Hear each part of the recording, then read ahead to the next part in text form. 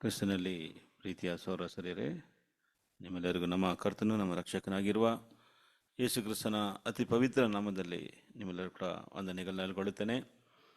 ತಂದೆ ದೇವರ ಒಂದು ಮಹಾಕೃಪೆಯಿಂದ ತಂದೆ ದೇವರು ನಮ್ಮೆಲ್ಲರನ್ನ ಕೂಡ ಆತನ ಒಂದು ಸನ್ನಿಧಾನದಲ್ಲಿ ಒಂದುಗೂಡಿಸಿ ಆತನ ನಾಮವನ್ನು ಮಹಿಮೆಪಡಿಸಲು ಮತ್ತು ಆತನ ಅಮೂಲ್ಯವಾದ ವಾಕ್ಯವನ್ನು ಧ್ಯಾನಿಸೋದಕ್ಕೆ ನಮಗೆ ಮಾಡಿದಂಥ ಮಹಾಕೃಪೆಗಾಗಿ ನಾವೆಲ್ಲರೂ ಕೂಡ ತಂದೆ ದೇವರಿಗೆ ನಮ್ಮ ಕರ್ತನಾದ ಯೇಸು ಕ್ರಿಸ್ತನ ಮೂಲಕ ನಾವು ಸ್ತುತಿ ಸ್ತೋತ್ರಗಳನ್ನ ಕೂಡ ಈ ಸಮಯದಲ್ಲಿ ಸಲ್ಲಿಸೋಣ.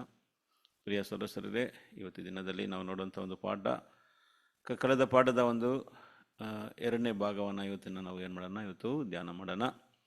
ಪ್ರೀತಿಯ ಸದಸ್ಯರೇ, ಲಾಸ್ಟ್ ಕ್ಲಾಸಲ್ಲಿ ನಾವು ನೋಡೋದಾದರೆ ನಾವು ನೋಡಿದಂಥ ಪಾಠದ ಒಂದು ಟಾಪಿಕ್ ಫಿಫ್ತ್ ಯೂನಿವರ್ಸಲ್ ಕಿಂಗ್ಡಮ್, ಐದನೇ ಲೋಕ ಸಾಮ್ರಾಜ್ಯ ಎಂಬ ಒಂದು ಪಾಠದ ಟಾಪಿಕಲ್ಲಿ ಒಂದು ಮೊದಲನೇ ಭಾಗವನ್ನು ನೋಡಿದ್ದ. ಸೊ ಇವತ್ತು ಎರಡನೇ ಭಾಗವನ್ನು ನಾವು ನೋಡೋಣ. ಸೊ ಪ್ರಿಯರೇ, ಈ ಪಾಠಕ್ಕೆ ಇನ್ನೊಂದು ಟಾಪಿಕ್ ಕೂಡ ಕೊಡಲ್ಪಡ್ತದೆ, ಅದು ದೇವರ ರಾಜ್ಯ, ಕಿಂಗ್ಡಮ್ ಆಫ್ ಗಾಡ್ ಅಂತ. ಹೌದು ಪ್ರಿಯ ಸದಸ್ಯರೇ, ಬೈಬಲಲ್ಲಿ ನೋಡಬೇಕಾದ್ರೆ ನಾವು ಹಳೆ ಒಡಂಬಡಿಕೆಯಲ್ಲಿ ಮತ್ತು ಹೊಸ ಒಡಂಬಡಿಕೆಯಲ್ಲಿ ಕೂಡ ಒಂದು ರಾಜ್ಯದ ಬಗ್ಗೆ ಅನೇಕ ಕಡೆ ಹೇಳಲ್ಪಟ್ಟಿದೆ. ಮುಖ್ಯವಾಗಿ ಹೊಸ ಒಡಂಬಡಿಕೆಯಲ್ಲಿ ನಮ್ಮ ಕರ್ತನಾದ ಯೇಸು ಕ್ರಿಸ್ತನ ಮೊದಲನೇ ಪ್ರಸಂಗ ಏನಾಗಿತ್ತು ಅಂತ ನೋಡಬೇಕಾದ್ರೆ, ಮನ ತಿಳ್ಕೊಳ್ರಿ, ದೇವರ ರಾಜ್ಯವು ಸಮೀಪವಾಯಿತು. ಸೊ ಯೇಸು ಕ್ರಿಸ್ತನ ಒಂದು ಮೊದಲನೇ ಪ್ರಸಂಗ, ಸ್ನಾನಿಕನಾದ ಯೋಹಾನನ ಪ್ರಸಂಗವು ಮತ್ತು ತನ್ನ ಶಿಷ್ಯಂದರಿಗೆ ಹೇಳ್ಕೊಟ್ಟಿದ್ದು ಯಾವುದು ಅಂತ ಯಾವ ವಿಷಯವಾಗಿ ಅಂತ ನೋಡಬೇಕಾದ್ರೆ, ದೇವರ ರಾಜ್ಯವು, ನಿಮ್ಮ ರಾಜ್ಯವು ಬರಲಿ ಅಂತ ಯೇಸು ಸ್ವಾಮಿ ತನ್ನ ಶಿಷ್ಯರಿಗೆ ಕೂಡ ಪ್ರಾರ್ಥನೆ ಕೂಡ ಹೇಳ್ಕೊಟ್ಟಿದ್ದು ಒಂದು ರಾಜ್ಯದ ವಿಷಯವಾಗಿ ನೋಡ್ತೀವಿ. ಹಾಗಾದರೆ ದೇವರ ರಾಜ್ಯ ಅಂದರೆ ಏನು ಅಂತ ನೋಡೋದಾದರೆ, ದೇವರು ಈ ಲೋಕವನ್ನು ಆಳ್ವಿಕೆ ಮಾಡಬೇಕು, ದೇವರ ಚಿತ್ತವು ಈ ಭೂಮಿಯಲ್ಲಿ ನೆರವೇರಬೇಕು, ದೇವರ ಒಂದು ಆಲೋಚನೆಗಳು, ದೇವರ ಒಂದು ಇಷ್ಟವು ಈ ಭೂಮಿಯಲ್ಲಿ ನಡೀಬೇಕು. ಹಾಗಾದರೆ ಈಗ ನಡೀತಾ ಇರೋದು ದೇವರ ರಾಜ್ಯವು ಅಲ್ಲ ಅಂತ ನಾವು ನೋಡಿದ್ದು. ಪ್ರಿಯರೇ, ಬೈಬಲ್ ಕ್ಲಿಯರಾಗಿ ಹೇಳ್ತಾ ಇದೆ, ಈ ಲೋಕಕ್ಕೆ ಅರಸನಾಗಿರೋದು ಯಾರು ಅಂತ ನೋಡೋದಾದರೆ ಅದು ಸೈತಾನನು. ಸ್ವಾಮಿ ಹೇಳ್ಬೇಕಾದ್ರೆ ಯೋಹಾನ 14:30 ವಾಕ್ಯದಲ್ಲಿ ಸೈತಾನ ವಿಷಯವಾಗಿ ಹೇಳ್ತಾರೆ, ಈ ಲೋಕದ ಅಧಿಪತಿ ಬರ್ತಾನೆ ಎಂಬುದಾಗಿ ಹೇಳ್ತಾರೆ. ಪ್ರಿಯರೇ, the prince of this world cometh ಅಂತ ಸ್ವಾಮಿ ಹೇಳೋದನ್ನು ನೋಡ್ತೀವಿ. ಹಾಗಾದರೆ ಈ ಲೋಕನ ಆಳ್ವಿಕೆ ನಡೆಸ್ತಾ ಇರೋದು ಸೈತಾನನು. ಹಾಗಾದರೆ ದೇವರ ರಾಜ್ಯವು ಎಲ್ಲಿತ್ತು ಅಂತ ನಾವು ನೋಡೋದಾದರೆ, ಪ್ರಿಯರೇ, ಲೋಕದಲ್ಲಿ ಎಲ್ಲಾದರೂ ದೇವರು ತನ್ನ ರಾಜ್ಯವನ್ನು ಸ್ಥಾಪನೆ ಮಾಡಿದ್ರ ಅಂತ ಕಳೆದ ಪಾಠದಲ್ಲಿ ನೋಡಿದಾಗ, ಹೌದು ಪ್ರಿಯರೇ, ದೇವರು ತನ್ನ ರಾಜ್ಯವನ್ನು ಭೂಮಿಯಲ್ಲಿ ಮೊದಲನೇದಾಗಿ ಏದೆನ್ ತೋಟದಲ್ಲಿ ಸ್ಥಾಪನೆ ಮಾಡಿದರು. ಏದೆನ್ ತೋಟದಲ್ಲಿ ಸ್ಥಾಪನೆ ಮಾಡಿ ತನ್ನ ರಾಜ್ಯಕ್ಕೆ ಪ್ರತಿನಿಧಿಯಾಗಿ ಅರಸನಾಗಿ ಆದಾಮನ ದೇವರು ಇಟ್ಟಿದ್ರು. ಆದರೆ ಆ ಅರಸ ದೇವರಿಗೆ ಅವಿಧೇಯನಾಗಿ, ದೇವರ ಮಾತಿಗೆ ಅವಿಧೇಯನಾಗಿ ಏನು ಮಾಡ್ದ ಅಂದರೆ, ಮೀರಿ ದೇವರ ವಾಕ್ಯವನ್ನು ಮೀರಿದ ಕಾರಣ ತನ್ನ ರಾಜ್ಯವನ್ನು ಕಳ್ಕೊಂಡ. ಇಲ್ಲದಿದ್ದರೆ ಅವನು ಈ ಲೋಕಕ್ಕೆ ಎಲ್ಲ ಮೃಗಗಳ ಮೇಲೆ ಅವನು ಅರಸನಾಗಿದ್ದ. ಪ್ರಿಯರೇ, ಹುಲಿ, ಸಿಂಹ, ಕರಡಿ, ಆನೆ ಎಲ್ಲವೂ ಕೂಡ ಅವನಿಗೆ ಅಧೀನವಾಗಿತ್ತು. ಆದರೆ ಅವನು ದೇವರಿಗೆ ಅವಿಧೇಯನಾದ ಕಾರಣ ಏನಾಯಿತು ಅಂತ ನೋಡ್ಬೇಕಾದ್ರೆ ತನ್ನ ರಾಜ್ಯವನ್ನು ಕಳ್ಕೊಂಡ ಅಂತ ನೋಡ್ತೀವಿ. ಆನಂತರ ನೋಡೋದಾದರೆ, ದೇವರ ರಾಜ್ಯವು ಇಸ್ರಾಯೇಲ್ ಎಂಬ ದೇಶದಲ್ಲಿ ಸ್ಥಾಪನೆ ಮಾಡಿದ್ರು. ದೇವರು ಒಂದು ಜನಾಂಗವನ್ನು ಆಯ್ಕೆ ಮಾಡಿಕೊಂಡ್ರು, ಒಂದು ನೇಷನ್ ಆಫ್ ಇಸ್ರೇಲ್ ಎಂಬ ದೇಶವನ್ನು ಆಯ್ಕೆ ಮಾಡಿಕೊಂಡು ಅವರಿಗೆ ಅವರು ದೇವರಾಗಿದ್ದರು, ಅವರಿಗೆ ಅವರ ಅರಸನಾಗಿದ್ದು ಅವರಿಗೆ ಆಳ್ವಿಕೆ ಮಾಡ್ತಾಯಿದ್ರು. ಆದರೂ ಅವರು ಕೂಡ ದೇವರ ಆಜ್ಞೆಗಳಿಗೆ ಅವಿಧೇಯರಾಗಿ ದೇವರ ಆಜ್ಞೆಗಳನ್ನ ಮೀರಿ ಅವರು ಕೂಡ ಆ ರಾಜ್ಯವನ್ನು ಏನು ಮಾಡಿದ್ರು, ಕಲ್ಕೊಂಡ್ರು.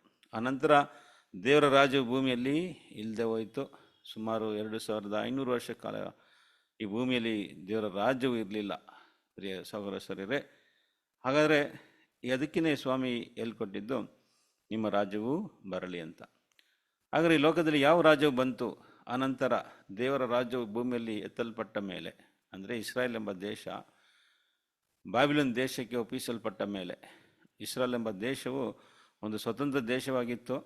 ಅವರು ತಮ್ಮ ಸ್ವತಂತ್ರವನ್ನು ಯಾವಾಗ ಕಲ್ಕೊಂಡ್ರು ಅಂತ ನೋಡಬೇಕಾದ್ರೆ, ಅದು ಕ್ರಿಸ್ತಪೂರ್ವ 606 BC the kingdom of God ಏನಾಯ್ತಂದರೆ ಈ ಲೋಕದಲ್ಲಿ ತೆಗೆಯಲ್ಪಟ್ಟಿತ್ತು.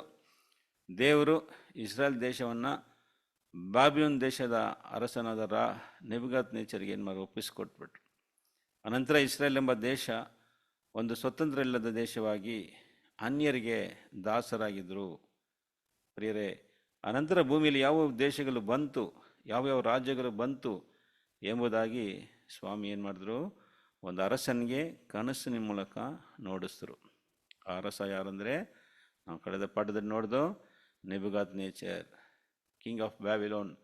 ಬ್ಯಾಬಿಲೋನ್ ದೇಶದ ಅರಸನಾದಂಥ ನೆಬುಕದ್ ನೇಚರನಿಗೆ ಕನಸಿನ ಮೂಲಕ ದೇವರು ಈ ಲೋಕದಲ್ಲಿ ಯಾವ ರಾಜ್ಯಗಳು ಬರ್ತದೆ, ಕೊನೆಯದಾಗಿ ದೇವರ ರಾಜ್ಯವು ಹೇಗೆ ಸ್ಥಾಪನೆ ಆಗುತ್ತೆ, ದೇವರ ರಾಜ್ಯವು ಯಾವ ರೀತಿಯಾಗಿ ಸ್ಥಾಪನೆ ಆಗುತ್ತೆ ಎಂಬ ವಿಷಯವಾಗಿ ಸ್ವಾಮಿ ಏನು ಮಾಡಿದ್ರು ಅಂದರೆ, ಒಂದು ಕನಸು ಮೂಲಕ ತೋರಿಸಿದ್ರು. ಆ ಕನಸು ನಾವು ನೋಡಿದೋ. ಆ ಕನಸಿನಲ್ಲಿ ಈ ಅರಸನಾದ ನೆಬುಕದ್ ನೇಚರು ಒಂದು ಪ್ರತಿಮೆಯನ್ನು ನೋಡಿದ್ರು.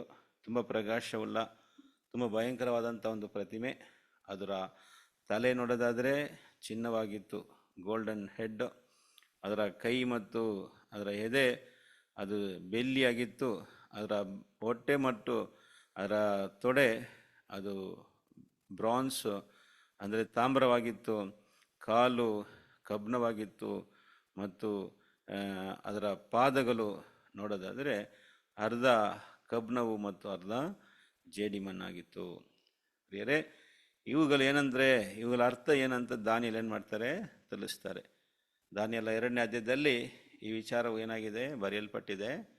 ಆ ಕನಸು ಮತ್ತು ಆ ಕನಸಿನ ಒಂದು ವಿವರಗಳು, ಅದರ ಅರ್ಥವು ಅಲ್ಲಿ ತೋರಿಸಲ್ಪಟ್ಟಿದೆ. ಪ್ರಿಯರೇ, ಅದರ ಅರ್ಥವು ಏನಂತ ನಾವು ನೋಡುವಾಗ, ಅದರ ದ ಮೀನಿಂಗ್ ಆಫ್ ಡ್ರೀಮ್ ಅಂತ ನೋಡಬೇಕಾದ್ರೆ, ಆ ಸೆಲೆಯಲ್ಲಿರುವಂಥ ಒಂದೊಂದು ಭಾಗವು ಈ ಲೋಕದಲ್ಲಿ ಬಂದಂಥ ಒಂದೊಂದು ರಾಜ್ಯವನ್ನು ಏನು ಮಾಡುತ್ತೆ, ಸೂಚಿಸ್ತದೆ.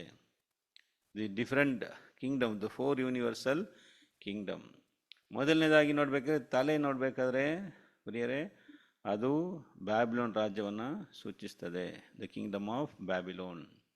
ಅದರ ಅರಸನು ನೆಬುಕದ್ ನೇಚರನು.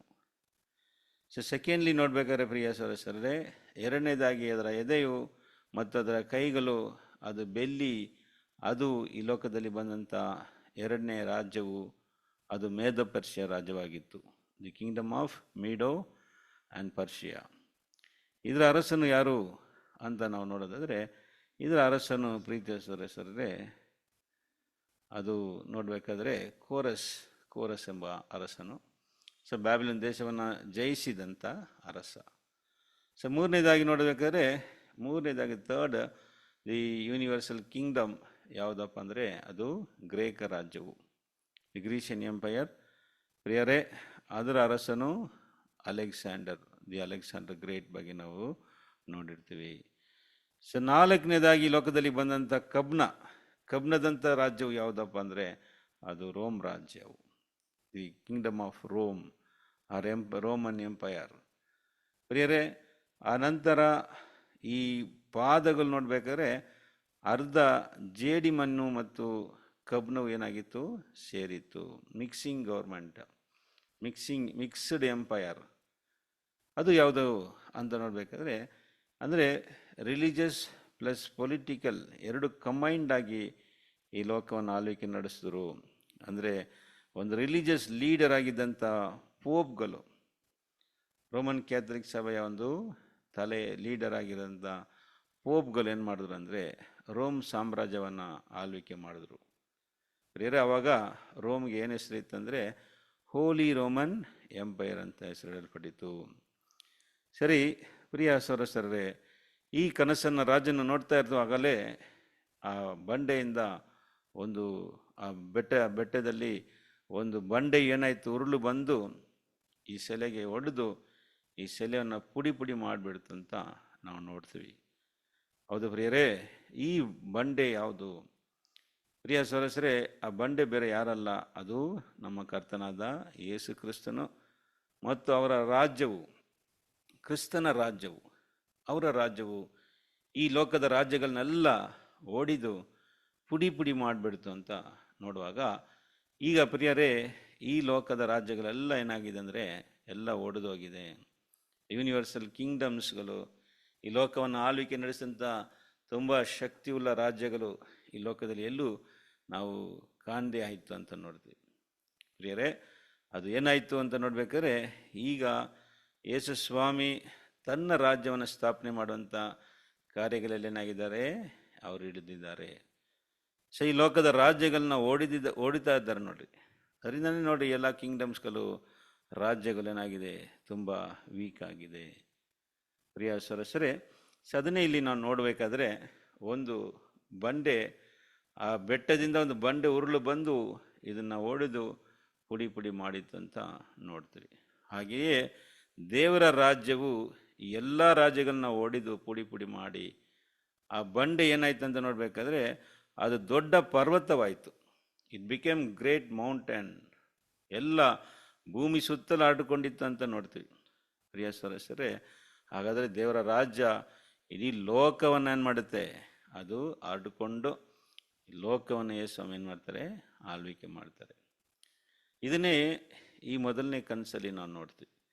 ಸರಿ ಪ್ರಿಯ ಸದಸ್ಯರೇ, ಇದೇ ಕನಸು, ಹಾಗಾದರೆ ಇದೇ ಕನಸು, ಇದೇ ರೀತಿಯಾದಂಥ ಅರ್ಥವುಳ್ಳ ಒಂದು ಕನಸನ್ನು ದಾನಿಯೇಲನಿಗೂ ಕೂಡ ದೇವರು ಏನು ಮಾಡ್ತಾರೆ, ತೋರಿಸ್ತಾರೆ. ಪ್ರಿಯರೇ, ಅರ್ಥವು ಒಂದೇ, ಆದರೆ ಕನಸುಗಳು ಬೇರೆ.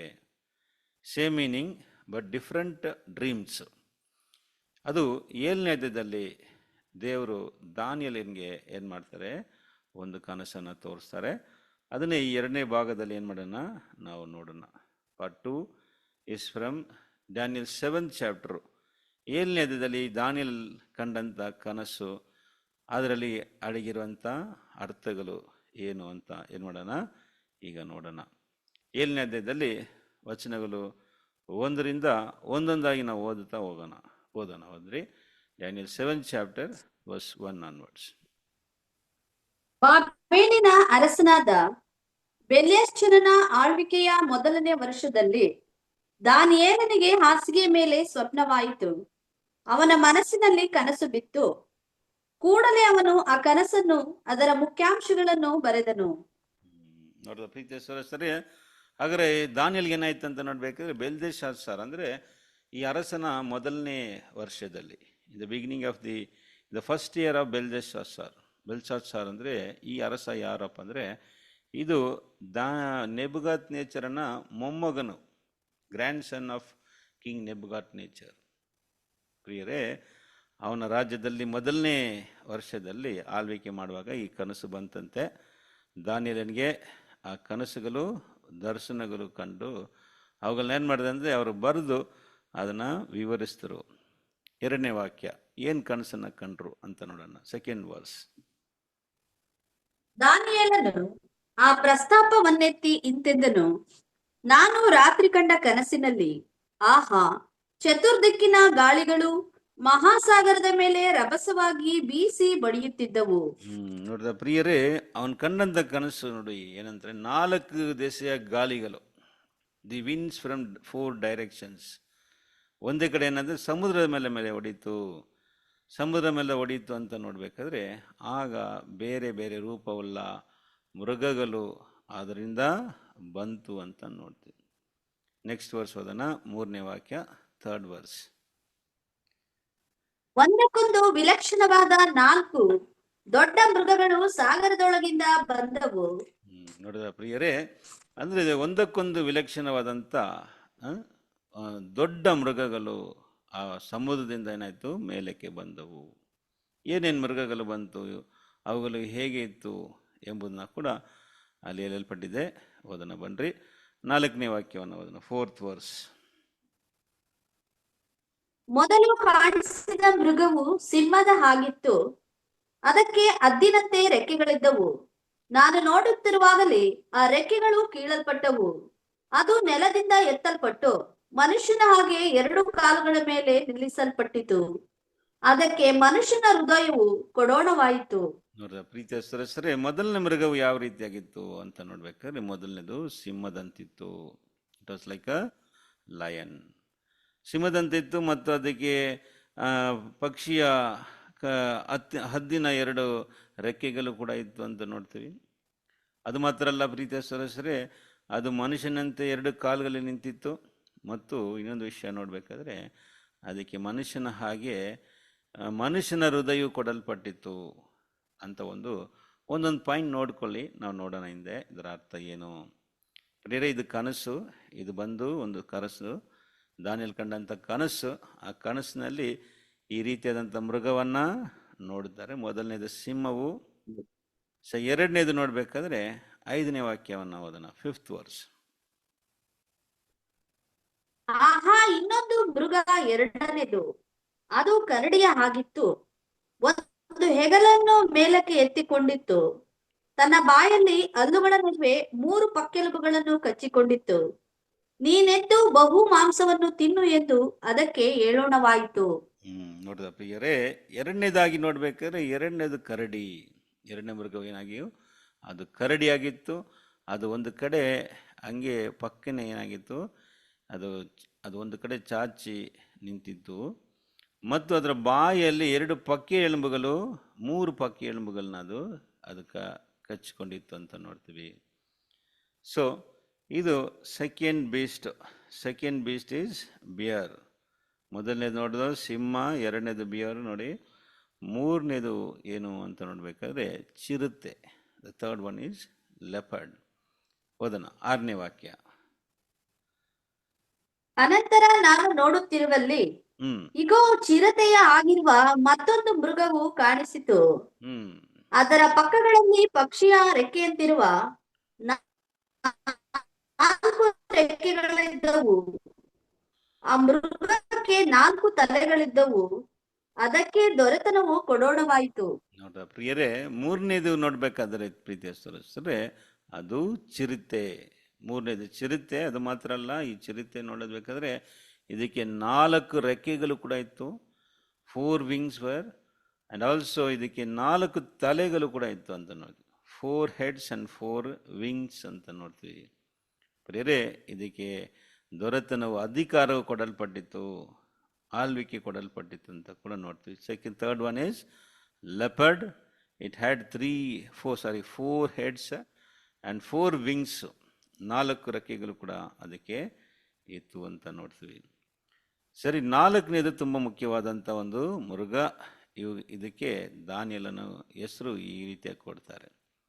ಇದಕ್ಕೆ ಯಾವ ಮೃಗಕ್ಕೆ ಹೆಸರು ಏನು ಕೊಡೋದಂತ ದಾನಿಯೇಲಗೆ ಕೂಡ ಅದಕ್ಕೆ ಗೊತ್ತಾಗಿಲ್ಲ. ಅದರಿಂದ ಇದನ್ನ ಯಾವ ಮೃಗ ಅಂತಾರಂತ ನೋಡೋಣ ಬನ್ರಿ. 7ನೇ ವಾಕ್ಯವನ್ನು ನೋಡ್ರಿ, 7th verse. 7ನೇ ವಾಕ್ಯ. ಆಹಾ, ನಾನು ರಾತ್ರಿ ಕಂಡ ಕನಸಿನಲ್ಲಿ ಸ್ವಲ್ಪ ಹೊತ್ತಿನ ಮೇಲೆ ಆಹಾ, 4ನೇ ಮೃಗವು ಕಾಣಿಸಿತು. ಅದು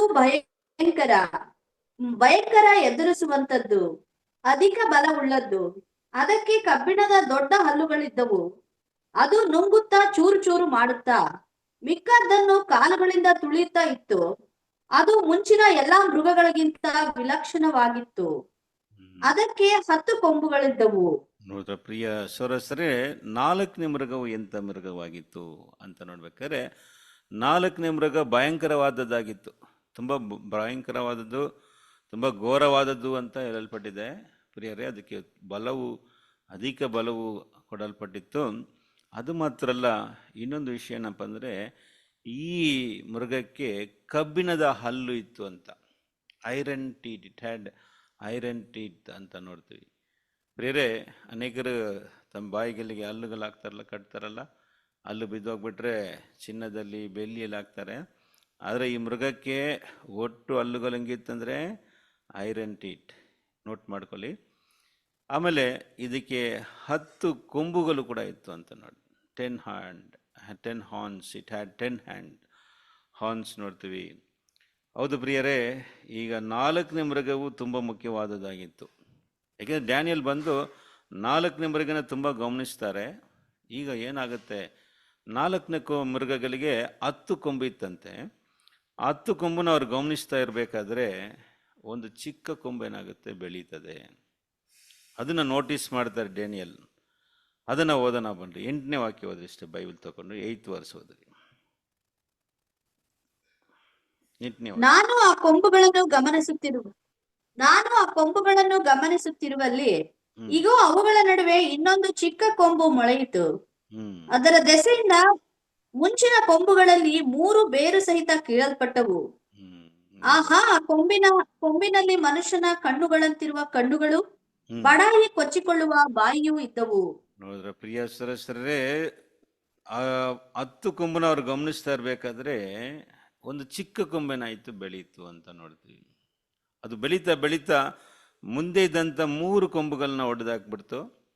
ಅದು ಮಾತ್ರ ಅಲ್ಲ, ಆ ಕೊಂಬಲ್ಲಿ ನೋಡಿ ಕಣ್ಣುಗಳಿತ್ತಂತೆ, ಮತ್ತು ಬಡಾಯಿ ಕೊಚ್ಚುವ ಬಾಯಿ ಕೂಡ ಅದಕ್ಕೆ ಇತ್ತು.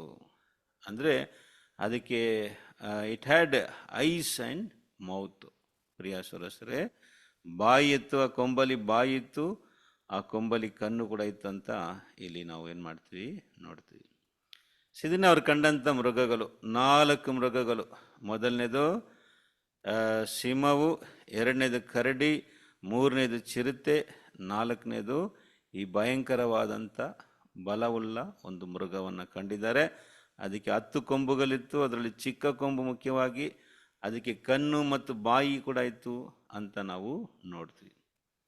ಸರಿ ಪ್ರಿಯರೇ, ಈ ಮೃಗಗಳು ಈ ಕನಸಲ್ಲಿ ಕಂಡಂಥ ಈ ಮೃಗ ಸಮುದ್ರ ಏನನ್ನು ಸೂಚಿಸ್ತದೆ? ಈ ಸಮುದ್ರದಿಂದ ಏನಾಯಿತು, 4 ಗಾಳಿಗಳು ಹೊಡೆಯಿತು.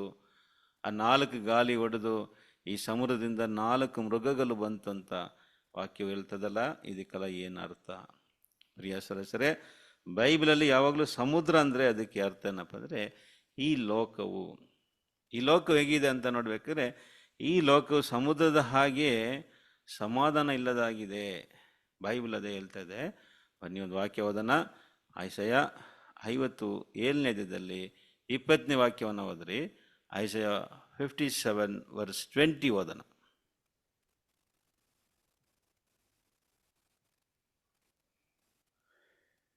ಐಸಾಯ 57:20.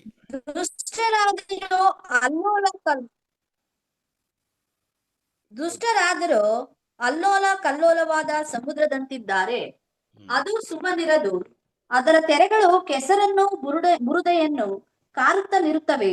ದುಷ್ಟರಿಗೆ ಸಮಾಧಾನವೇ ಇಲ್ಲವೆಂದು ನನ್ನ ದೇವರು ನುಡಿಯುತ್ತಾನೆ. ಹೌದು ಪ್ರಿಯರೇ, ದುಷ್ಟರು ಅಲ್ಲೋಲಕಲವಾದಂಥ ಸಮುದ್ರದಂತೆ ಇದ್ದಾರೆ. ಅಂದರೆ ಈ ಲೋಕ ಒಂದು ಸಮಾಧಾನ ಇಲ್ಲದಿದೆ. ಯಾಕೆಂದರೆ ಈ ಲೋಕ ದುಷ್ಟರ ಲೋಕವಾಗಿದೆ, ದುಷ್ಟರು ತುಂಬಿದಂಥ ಲೋಕವು. Wicked world, this world is wicked and evil world ಅಂತ ಬೈಬಲು ಹೇಳ್ತಾ ಇದೆ ಪ್ರಿಯರೇ. ಇದು ಕೆಟ್ಟ ಲೋಕ ಅಂತ. ಯಾಕಂದರೆ ನಾವು ನೋಡ್ತಾ ಇದೀವಲ್ಲ, ಈ ಲೋಕವನ್ನು ಆಳ್ವಿಕೆ ನಡೆಸ್ತಾ ಇರೋದು ಸೈತಾನನ. ಅದರಿಂದ ಲೋಕವು ಏನಿದೆ, ಅನೀತಿ ಅನ್ಯಾಯ ತುಂಬಿದೆ, ಸಮಾಧಾನ ಶಾಂತಿ ಇಲ್ಲದಿದೆ. ಅದರಿಂದ ಲೋಕವು ಅಲ್ಲಲಕಲವಾಗಿ ಏನಾಗಿದೆ, ಸಮುದ್ರದಂತಿದೆ. ಹಾಗಾದರೆ ಬೈಬಲಲ್ಲಿ ಸಮುದ್ರ ಅಂದರೆ ಈ ಲೋಕ, ದುರ್ಮಾರ್ಗವಾದಂಥ ಈ ದುಷ್ಟತನವಾದಂಥ ಲೋಕವನ್ನು ಸೂಚಿಸ್ತದೆ. ಈ ಲೋಕದಿಂದ ಎದ್ದು ಬಂದಂಥ ಈ 4 ಮೃಗಗಳು, 4 ಬೀಸ್ಟ್ ಏನನ್ನು ಸೂಚಿಸ್ತದೆ ಅಂತ ನಾವು ನೋಡೋದಾದರೆ 17ನೇ ವಾಕ್ಯವನ್ನು ನಾವು ನೋಡೋಣ. ಈ ಮೃಗಗಳು ಏನಂತ ಅಲ್ಲೇ ಕೊಡಲ್ಪಟ್ಟಿದೆ. ದಾನಿಯೇಲ್ ಕಂಡಂಥ ಈ ಕನಸಿನಲ್ಲಿ ಅವನು ಕಂಡಂಥ ಮೃಗಗಳು ಏನು ಅಂತ ಅಲ್ಲಿ ನೋಡೋಣ. 17th verse.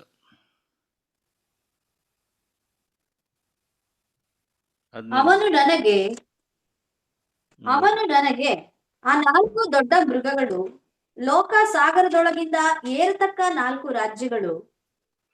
ನೋಡಿದ ಪ್ರಿಯ ಸರಸರೇ, ಆ ದೊಡ್ಡ 4 ಮೃಗಗಳೆಂದರೆ ಲೋಕ ಸಾಮ್ರಾಜ್ಯ ನಿಲ್ಲುವಂಥ 4 ರಾಜ್ಯಗಳು ಅಂತ ಏನಾಗಿದೆ ಕೊಡಲ್ಪಟ್ಟಿದೆ. ಇನ್ನೊಂದ್ಸರಿ ಓದಿ ಸಿಸ್ಟರ್, 1 second ಪ್ಲೀಸ್. ಇನ್ನೊಂದ್ಸರಿ ಓದಿ ಸಿಸ್ಟರ್ ವಾಕ್ಯವನ್ನು. ಅವನು ನನಗೆ ಆ 4 ದೊಡ್ಡ ಮೃಗಗಳು, ಲೋಕ ಸಾಗರದೊಳಗಿಂದ ಏರತಕ್ಕ 4 ರಾಜ್ಯಗಳು. ಆದರೆ ರಾಜ್ಯವು ಪರಾತ್ಪರನ ಭಕ್ತರಿಗೆ ಲಭಿಸುವುದು. ನೋಡಿ ಪ್ರಿಯರೇ, ಏನ್ ಹೇಳ್ತಾರೆ ನೋಡಿ, ಈ 4 ಮೃಗಗಳು 4 ರಾಜ್ಯಗಳು. ಹೌದು ಪ್ರಿಯರೇ, ಈಗ ದಾನಿಯೇಲ್ 2ನೇ ಅಧ್ಯಾಯದಲ್ಲಿ ಕಂಡಲ್ಲ, ಆ ಕಂಡಿದಂಥ ಅದೇ ರಾಜ್ಯಗಳನ್ನೇ ಇಲ್ಲಿ ದಾನಿಯೇಲನಿಗೆ ಬೇರೆ ರೀತಿಯಾಗಿ ಏನು ಮಾಡಿದ್ದಾರೆ, ತೋರಿಸಿದ್ದಾರೆ. ಪ್ರಿಯರೇ, ಎರಡೂ ಕೂಡ ಒಂದೇ ಅರ್ಥವುಳ್ಳ ಕನಸುಗಳು, ಆದರೆ ಕನಸುಗಳು ಬೇರೆ. Different dream but same meaning. ಈ ರೀತಿಯಾಗಿ ಬೈಬಲಲ್ಲಿ ಅನೇಕ ಕಡೆ ನಾವು ನೋಡ್ಬೋದು. ಅನೇಕ ಕಡೆ ದೇವರು ಏನು ಮಾಡ್ತಾರೆ ಅಂದರೆ, ಒಂದೇ ಅರ್ಥವುಳ್ಳ ಕನಸನ್ನು 2 ಸಾರಿ ಏನು ಮಾಡ್ತಾರೆ, 2 ವಿಧವಾಗಿ ತೋರಿಸಿದ್ದಾರೆ. ಆ ರೀತಿಯಾಗಿ ಬೈಬಲಲ್ಲಿ ಎಲ್ಲಾದರೂ ಹೇಳಲ್ಪಟ್ಟಿದೆಯಾ? ಒಂದೇ ಅರ್ಥವುಳ್ಳ ಕನಸು, ಒಂದೇ ಅರ್ಥ, ಬಟ್ 2 ಕನಸುಗಳನ್ನ ತೋರಿಸಿರ್ತಾರೆ. ಆ ರೀತಿಯಾಗಿ ಯಾವುದಾದ್ರು ಒಂದು ಎಕ್ಸಾಂಪಲ್ ನೀವೇನಾದರೂ ಯಾರಾದರೂ ಹೇಳ್ತೀರಾ? ಬ್ರದರ್ಸ್ ಸಿಸ್ಟರ್ಸ್ ಆನ್ಲೈನಲ್ಲಿ ಯಾರು ಹೇಳ್ರಿ. ಕನಸು ಒಂದೇ,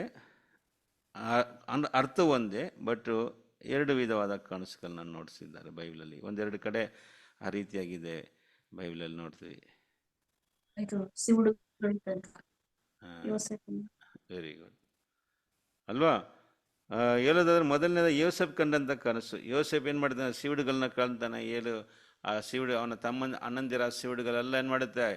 ಅವನ ಸಿವುಡನ್ನ ಏನು ಮಾಡುತ್ತೆ? ಮುಗೀತದೆ. ಆಮೇಲೆ 11 ನಕ್ಷತ್ರವು ಸೂರ್ಯ ಚಂದ್ರವು ಏನು ಮಾಡುತ್ತೆ? ಅವನ್ನ ಮುಗೀತದೆ. ಅಂದರೆ ಅವನ ಐಗುಪ್ತ ದೇಶಕ್ಕೆ ಅಧಿಕಾರಿ ಆಗ್ತಾನೆ. ದೇವರವನ್ನ ಐಗುಪ್ತ ದೇಶಕ್ಕೆ ಅಧಿಕಾರಿಯಾಗಿರ್ತಾರೆ ಎಂಬುದನ್ನ ಕನಸುಗಳ ಮುಖಾಂತರ ನೋಡಿಸಿದ್ದಾರೆ. ಆದರೆ ಒಂದೇ ಅರ್ಥ, ಬಟ್ ಡಿಫ್ರೆಂಟ್ ಡ್ರೀಮ್ಸ್. ಅದೇ ರೀತಿಯಾಗಿ ಬೇರೆ ನೋಡೋದಾದರೆ ಪ್ರಿಯರೇ, ಫಾರೋನ್ ರಾಜ, ಅರಸನಾದಂಥ ಫಾರೋನನ್ನು ಕೂಡ ಈ ರೀತಿಯ ಕನಸನ್ನ ಕಾಣ್ತಾನೆ ಅಲ್ವಾ? 7 ವರ್ಷವು ಪರಿಪೂರ್ಣವುಳ್ಳ ವರ್ಷ ಬರ್ತದೆ, ಅಂದರೆ ಒಳ್ಳೆ ಸುಖಿಯ ವರ್ಷವು. ಮತ್ತು 7 ವರ್ಷವು ನೋಡ್ಬೇಕಾದ್ರೆ ಬರಕಾಲ, 7 years. ಅದು ಕೂಡ ಸಿವುಡುಗಳು ಒಂದೇ ಗಿಡದಿಂದ 7 ಏನಾಗುತ್ತೆ? ಗೋಧಿಯ ಒಂದು ಸಿವುಡುಗಳು ಬರುತ್ತದೆ ಪ್ರಿಯರೇ. ಅದೇ ಸಮಯದಲ್ಲಿ ಕೆಟ್ಟ ಸಿವುಡುಗಳು ಕೂಡ ನೋಡ್ತೀವಿ. ಸೊ ಅಲ್ಲಿ ಕೂಡ ಹಸು ನೋಡ್ತೀವಿ ಪ್ರಿಯ ಸದಸ್ಯರು. ಹಸು ಬಗ್ಗೆ ಅಲ್ಲಿ ಕನಸನ್ನು ಏನು ಮಾಡಿದ್ದಾರೆ? ನೋಡಿಸಿದ್ದಾರೆ. ಸೊ ನೋಡಿ ಬೈಬಲಲ್ಲಿ ಅಂದರೆ 2 ಸಾರಿ ತೋರಿಸ್ತಾರೆ. ಅಂದರೆ ಅದಕ್ಕೆ ಏನು ಅರ್ಥ?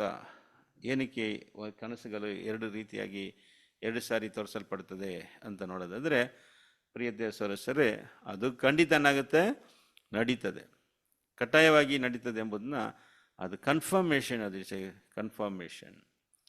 ಸರಿ ಪ್ರಿಯರು, ಅದೇ ರೀತಿಯಾಗಿನೇ ಇಲ್ಲಿ ಕೂಡ ನೋಡೋದಾದರೆ ಈ 2 ಕನಸು ಕೂಡ ಒಂದೇ ಅರ್ಥ, ಬಟ್ ಡಿಫ್ರೆಂಟ್ ಡ್ರೀಮ್. ಸೊ ಯಾಕೆ ದೇವರು ಬೇರೆ 2 ರೀತಿಯಾಗಿ ತೋರಿಸಿದ್ದಾರೆ ಅಂತ ಕೂಡ ಏನು ಮಾಡೋಣ? ನಾವು ನೋಡೋಣ. ಸರಿ, ಈ ಕನಸಿನ ಅರ್ಥ ಏನು ಅಂದರೆ, ಈ 4 ಮೃಗಗಳು ಈ ಲೋಕದಲ್ಲಿ ಬಂದಂಥ 4 ರಾಜ್ಯಗಳು, 4 ಕಿಂಗ್ಡಮ್ಸ್ ಅಂತ ನೋಡ್ತೀವಿ. ಯಾವ್ದು ಅಂತ ಒಂದೊಂದಾಗಿ ಏನು ಮಾಡೋಣ? ನಾವು ನೋಡೋಣ. ಈ ಮೃಗಗಳನ್ನ ಇಟ್ಟು ಅದರಿಂದ ನಾವು ಏನು ಮಾಡ್ಬೋದು? ಅದನ್ನು ಕಂಪೇರ್ ಮಾಡ್ಬೋದು, ಯಾವ ರಾಜ್ಯ ಬಂತು ಅಂತ ನಾವು ನೋಡಬಹುದು. ಸೊ ಮೊದಲನೇದು ನೋಡ್ಬೇಕಾದ್ರೆ ಸಿಂಹ. ಪ್ರೀತಿಯ ಸದಸ್ಯರೇ, ಸಿಂಹವು ಇತ್ತು, ಅದಕ್ಕೆ ರೆಕ್ಕೆ ಕೂಡ ಇತ್ತು. ಮತ್ತು ಇಲ್ಲಿ ನಮಗೆ ಒಂದು ಸೂಚನೆ ಕೊಡ್ತಾರೆ. ಏನು ಸೂಚನೆ ಅಂದರೆ, ಈ ಮೃಗಕ್ಕೆ ಮನುಷ್ಯನ ಹೃದಯ ಕೊಡಲ್ಪಟ್ಟಿತ್ತು ಅಂತ.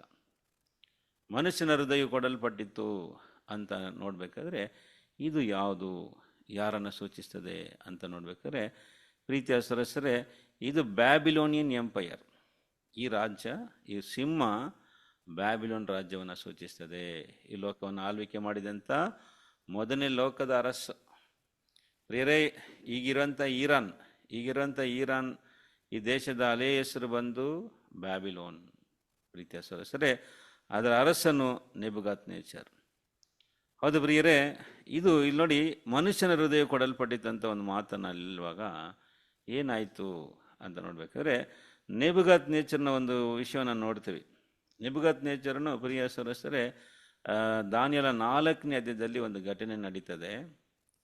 4ನೇ ಅಧ್ಯಾಯದಲ್ಲಿ ಏನಾಗುತ್ತೆ ಅಂದರೆ, ಈ ನೆಬುಕದ್ನೆಚ್ಚರ ತನ್ನನ್ನು ಏನು ಮಾಡ್ತಾನೆ? ಹೆಚ್ಚಿಸ್ಕೊಳ್ತಾನೆ. ಅಂದರೆ ಈ ಅಧಿಕಾರವು, ಈ ರಾಜ್ಯವು, ಈ ಅರಣ್ಮನೆ, ಅವನ ಎಲ್ಲ ಮಹಿಮೆ ಎಲ್ಲವೂ ಕೂಡ ತನ್ನ ಬಲದಿಂದನೇ ಏನು ಮಾಡಿದಾನು? ಅವನು ಪಡ್ಕೊಂಡ ಅಂತ ಅಂದ್ಕೊಂಡು ಹೆಮ್ಮೆ ಪಡುವಾಗ ದೇವರು ಅವನ್ನ 7 ವರ್ಷ ಮೃಗದ ಹೃದಯವನ್ನು ಏನು ಮಾಡಿದರು? ಕೊಟ್ಟಿದ್ರು.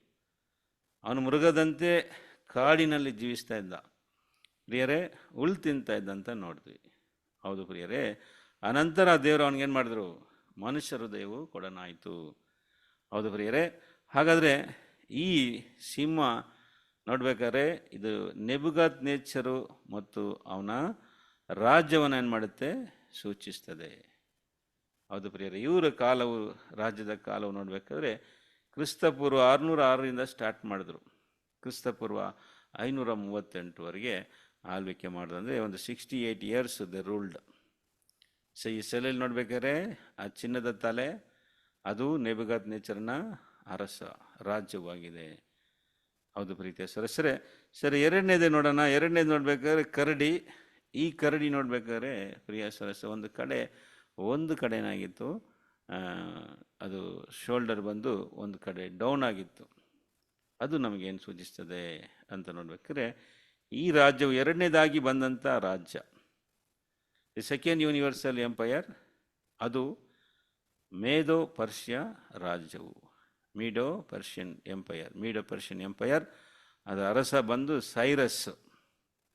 ಇದೆಲ್ಲ ಬೈಬಲಲ್ಲಿ ಬರೆಯಲ್ಪಟ್ಟಿದೆ ಪ್ರೀತಿಯ ಸದಸ್ಯರೇ, ಬೈಬಲ್ ನಮಗೆ ರೆಕಾರ್ಡ್ ಇದೆ.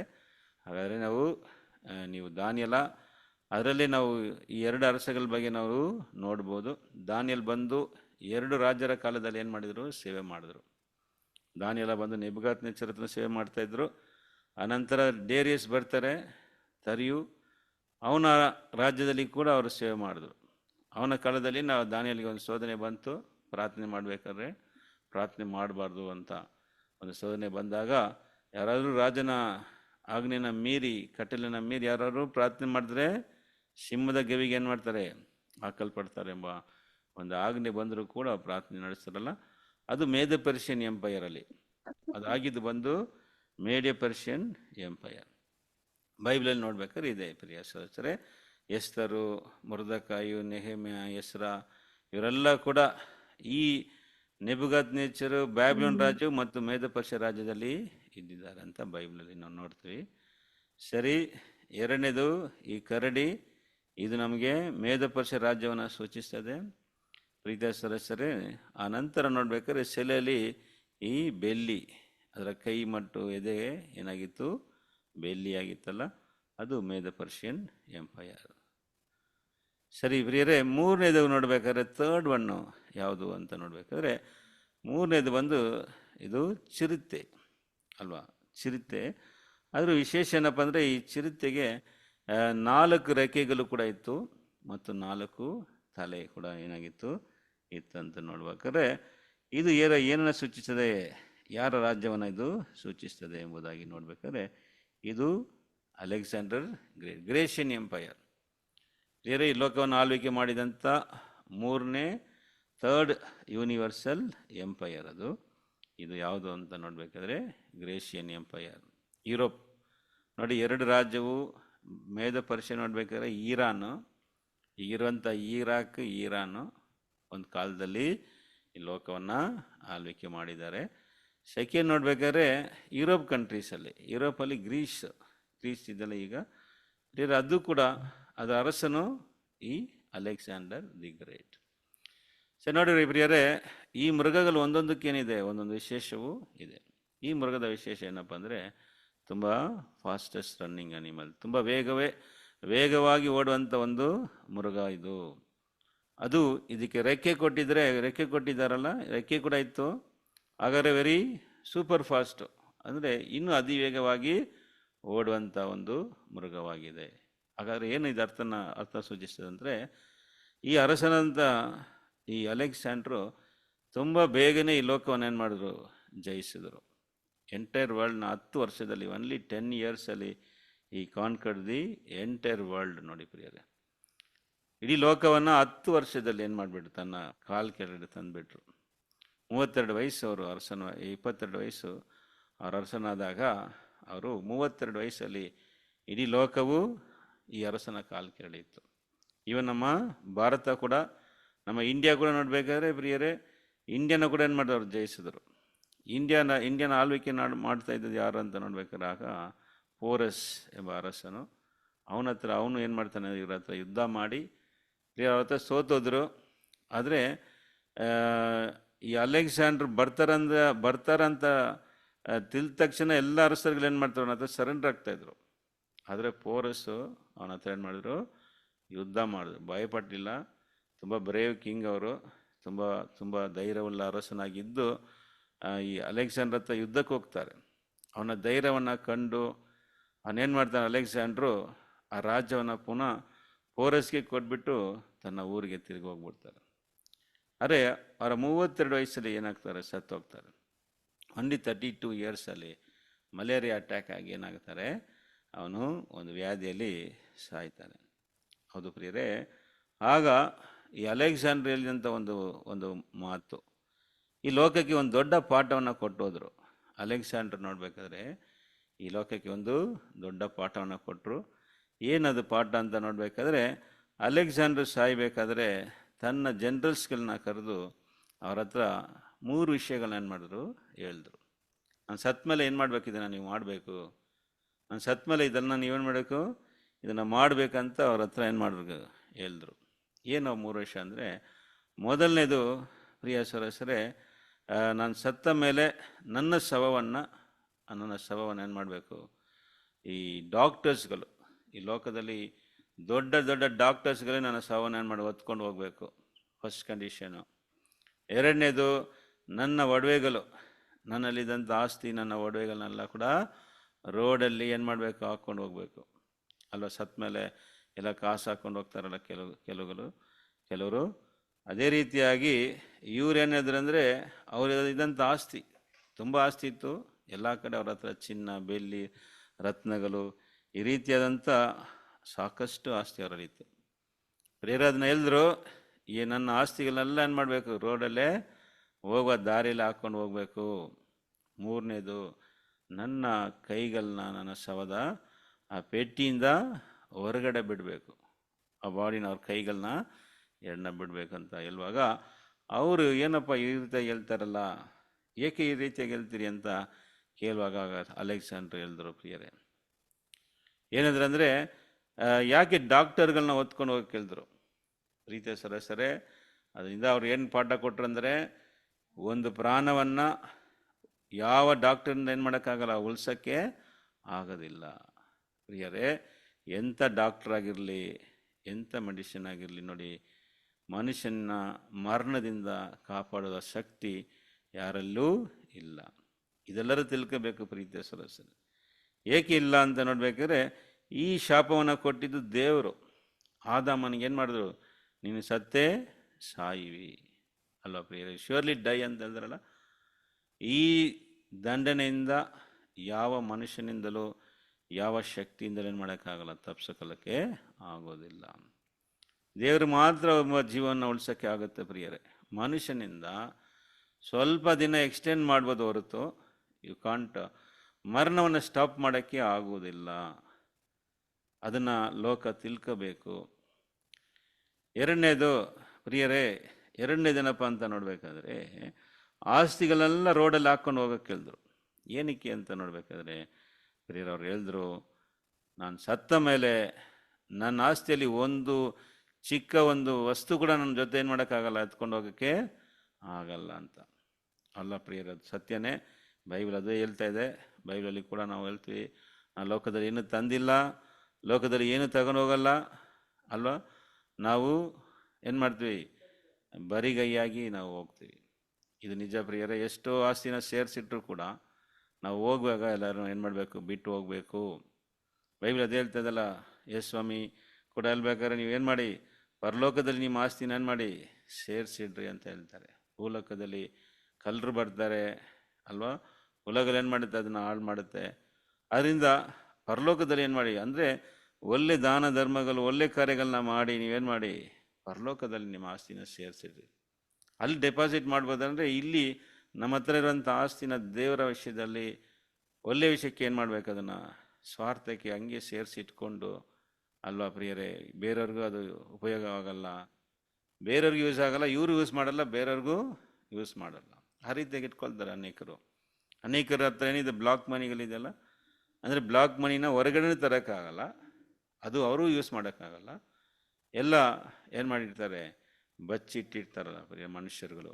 ಕೆಲವು ಶ್ರೀಮಂತರುಗಳು ಎಷ್ಟು ಕೋಟ್ಯಾಂತರ ಬ್ಲಾಕ್ ಮನೀಸ್ ನಾವು ನೋಡ್ತೀವಲ್ಲ. ಸ್ವಿಸ್ ಬ್ಯಾಂಕಲ್ಲಿ ನಮ್ಮ ಭಾರತದಲ್ಲಿ ಎಷ್ಟೋ ಶ್ರೀಮಂತರುಗಳು ಹಣಗಳು, ಕೋಟ್ಯಾಂತರ ಬ್ಲಾಕ್ ಮನಿಗಳು ಏನಾಗಿದೆ ಅಲ್ಲಿ ಡೆಪಾಸಿಟ್ ಮಾಡಿಟ್ಟಿದ್ದಾರೆ. ಒಂದು ಲೆಕ್ಕಾಚಾರ ಅಂದರೆ, ನಮ್ಮ ದೇಶದಲ್ಲಿ ಇರುವಂಥ ಶ್ರೀಮಂತರುಗಳು ಬಚ್ಚಿಟ್ಟಿರುವಂಥ ಈ ಬ್ಲಾಕ್ ಮನಿನ ಹೊರಗಡೆ ತಂದರೆ ಭಾರತದಲ್ಲಿ ಬಡವರೇ ಇರಲ್ಲ ಪ್ರಿಯರು. ಬಡವರು ಯಾರೂ ಇರಲ್ಲ, ಎಲ್ಲ ಸ್ವಂತ ಮನೇಲಿ ಇರ್ತಾರೆ. ರೋಡ್ಗಳು ಸಿಂಥೆಟಿಕ್ ರೋಡ್ಗಳು ಆಗ್ಬೋದಂತೆ, ಅಷ್ಟು ಹಣಗಳನ್ನ ನಮ್ಮ ಜನರುಗಳು ಬಚ್ಚಿಟ್ಟಿದ್ದಾರೆ. ಸತ್ಮೇಲೆ ಏನು ತಗೊಂಡು ಹೋಗ್ತಾರಲ್ಲ ಪ್ರಿಯ ಸರಸರೆ. ಅದನ್ನೇ ಇಲ್ಲಿ ಅಲೆಕ್ಸಾಂಡರ್ ಹೇಳಿದ್ರು ಅಲ್ಲಿ ಬೈಬಲ್ ಕೂಡ ಅದೇ ಹೇಳ್ತಾ ಇದಲ್ಲ. ಹೌದು ಪ್ರಿಯರೇ, ಅದನ್ನು ಒಂದು ಪಾಠವಾಗಿ ಏನು ಮಾಡಿ ಲೋಕಕ್ಕೆ ತಿಳಿಸಿ. ಸೊ ಮೂರನೇದು ಕೈನ ಏನು ಮಾಡೋಕ್ಕೆ ಹೇಳಿದ್ರು, ಹೊರಗಡೆ ಬಿಡೋಕ್ಕೆ ಹೇಳಿದ್ರಲ್ಲ. ಹಾಗಾದ್ರೆ ಪ್ರಿಯರೇ, ಅದನ್ನು ಕೂಡ ಅವ್ರು ಏನಿದ್ರು ಅಂದರೆ, ಬೆರಿ ಕೈಯಲ್ಲಿ ಬಂದೆ, ಬೆರಿ ಕೈಯಲ್ಲಿ ಹೋಗ್ತಾ ಇದ್ದೀನಿ ನೋಡ್ರಿ. ನಾನು ಬರಬೇಕಾದ್ರೆ ಬೆರಿ ಕೈಯಲ್ಲಿ ಬಂದಿದ್ದು ಲೋಕಕ್ಕೆ ಪ್ರಿಯರೇ, ಪುನಃ ಹೋಗ್ಬೇಕಾದ್ರೆ ಬೆರಿ ಕೈಯಲ್ಲಿ ಹೋಗ್ತೀನಿ ಅಂತ ಒಂದು ಪಾಠವನ್ನು ಅವರು ಲೋಕಕ್ಕೆ ಏನು ಮಾಡಿದ್ರು, ತಿಳಿಸ್ಕೊಟ್ರು. ಹೌದು ಪ್ರಿಯ ಸರಸರೇ, ಅದನ್ನೇ ನಾವು ನೋಡ್ತೀವಿ ಇಲ್ಲಿ ಏನು ನೋಡ್ತೀವಿ ಅಂದರೆ, ಪ್ರೀತಿಯ ಸರಸರೇ, ನಾವು ನೋಡೋದಾದರೆ ಈ ಅಲೆಕ್ಸಾಂಡರ್ ಲೋಕಕ್ಕೆ ಒಂದು ದೊಡ್ಡ ಪಾಠವನ್ನು ಮಾಡಿದ್ದಾರೆ, ಕೊಟ್ಟಿದ್ದಾರೆ. ಸರಿ ನೋಡ್ರಿ, ಅಂದರೆ ಸೂಪರ್ ಫಾಸ್ಟ್, ತುಂಬ ಅತಿ ವೇಗವಾಗಿ ಈ ಲೋಕವನ್ನು ಕಾನ್ಕರ್ ಮಾಡಿದ್ರು ಕೂಡ ಬೇಗ ಏನು ಮಾಡಿದ್ರು, ಸತ್ತೋದ್ರು. ಅದು ಮಾತ್ರ ಅಲ್ಲ, ಅಲೆಕ್ಸಾಂಡ್ರಿಗೆ ಮಕ್ಕಳಿರಲಿಲ್ಲ, ಅವನಿಗೆ ವಾರಿಸಿರಲಿಲ್ಲ.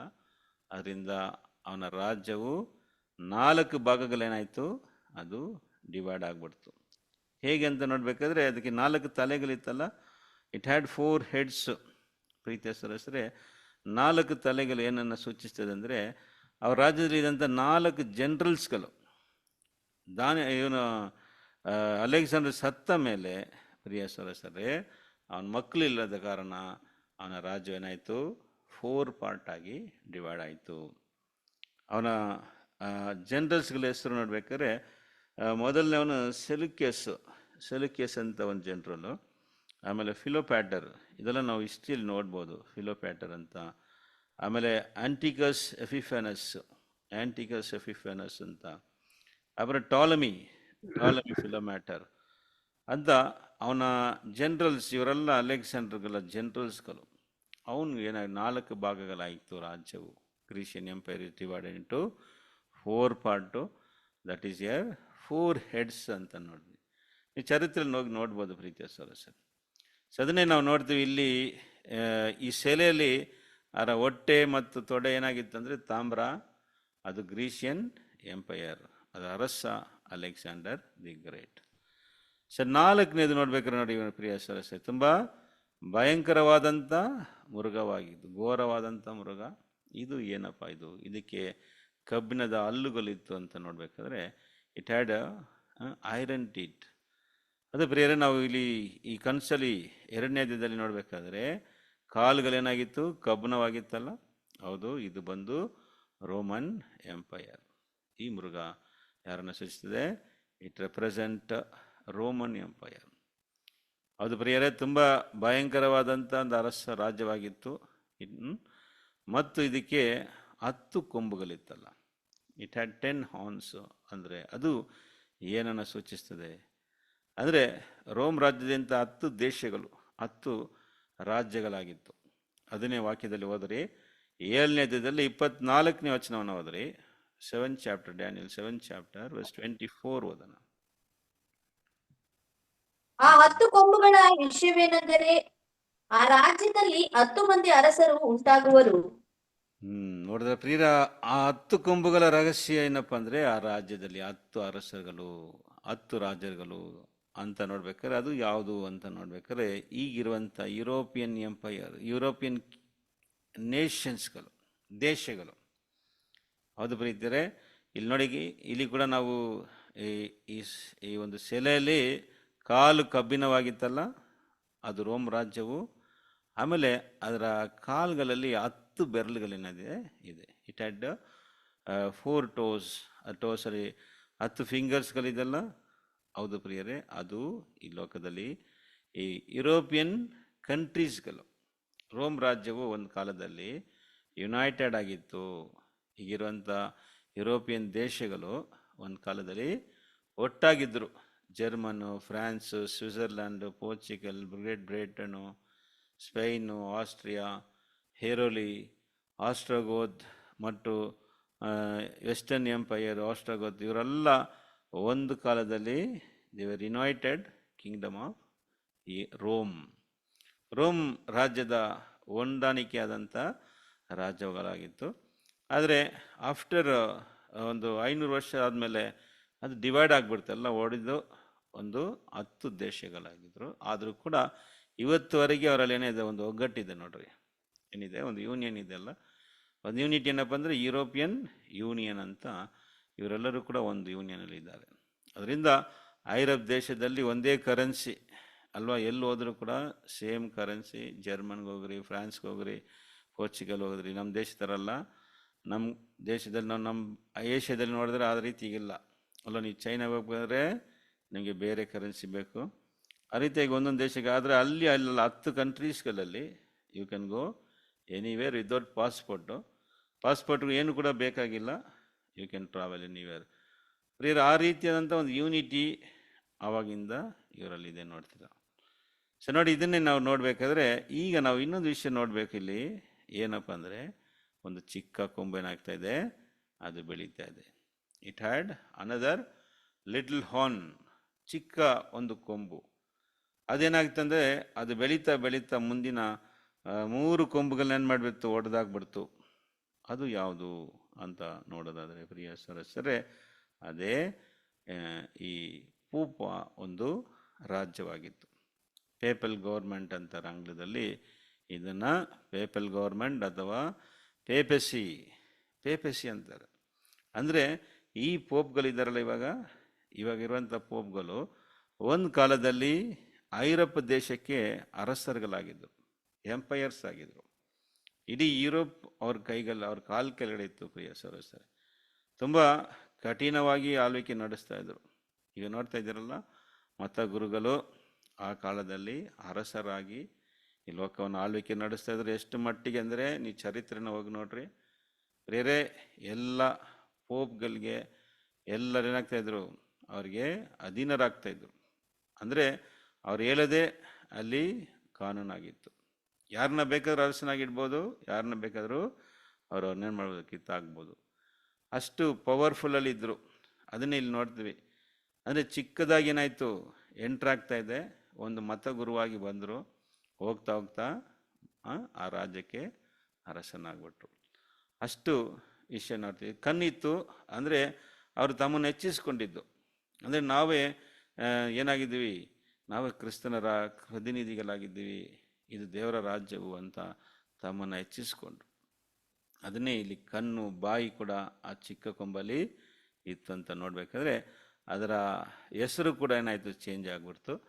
ಹೋಲಿ ರೋಮನ್ ಎಂಪೈರ್, ಪರಿಶುದ್ಧ ರೋಮ ರಾಜ್ಯ ಅಂತ ಹೆಸರೇನಾಯಿತು, ಅದಕ್ಕೆ ಚೇಂಜ್ ಆಗಿಬಿಡ್ತು.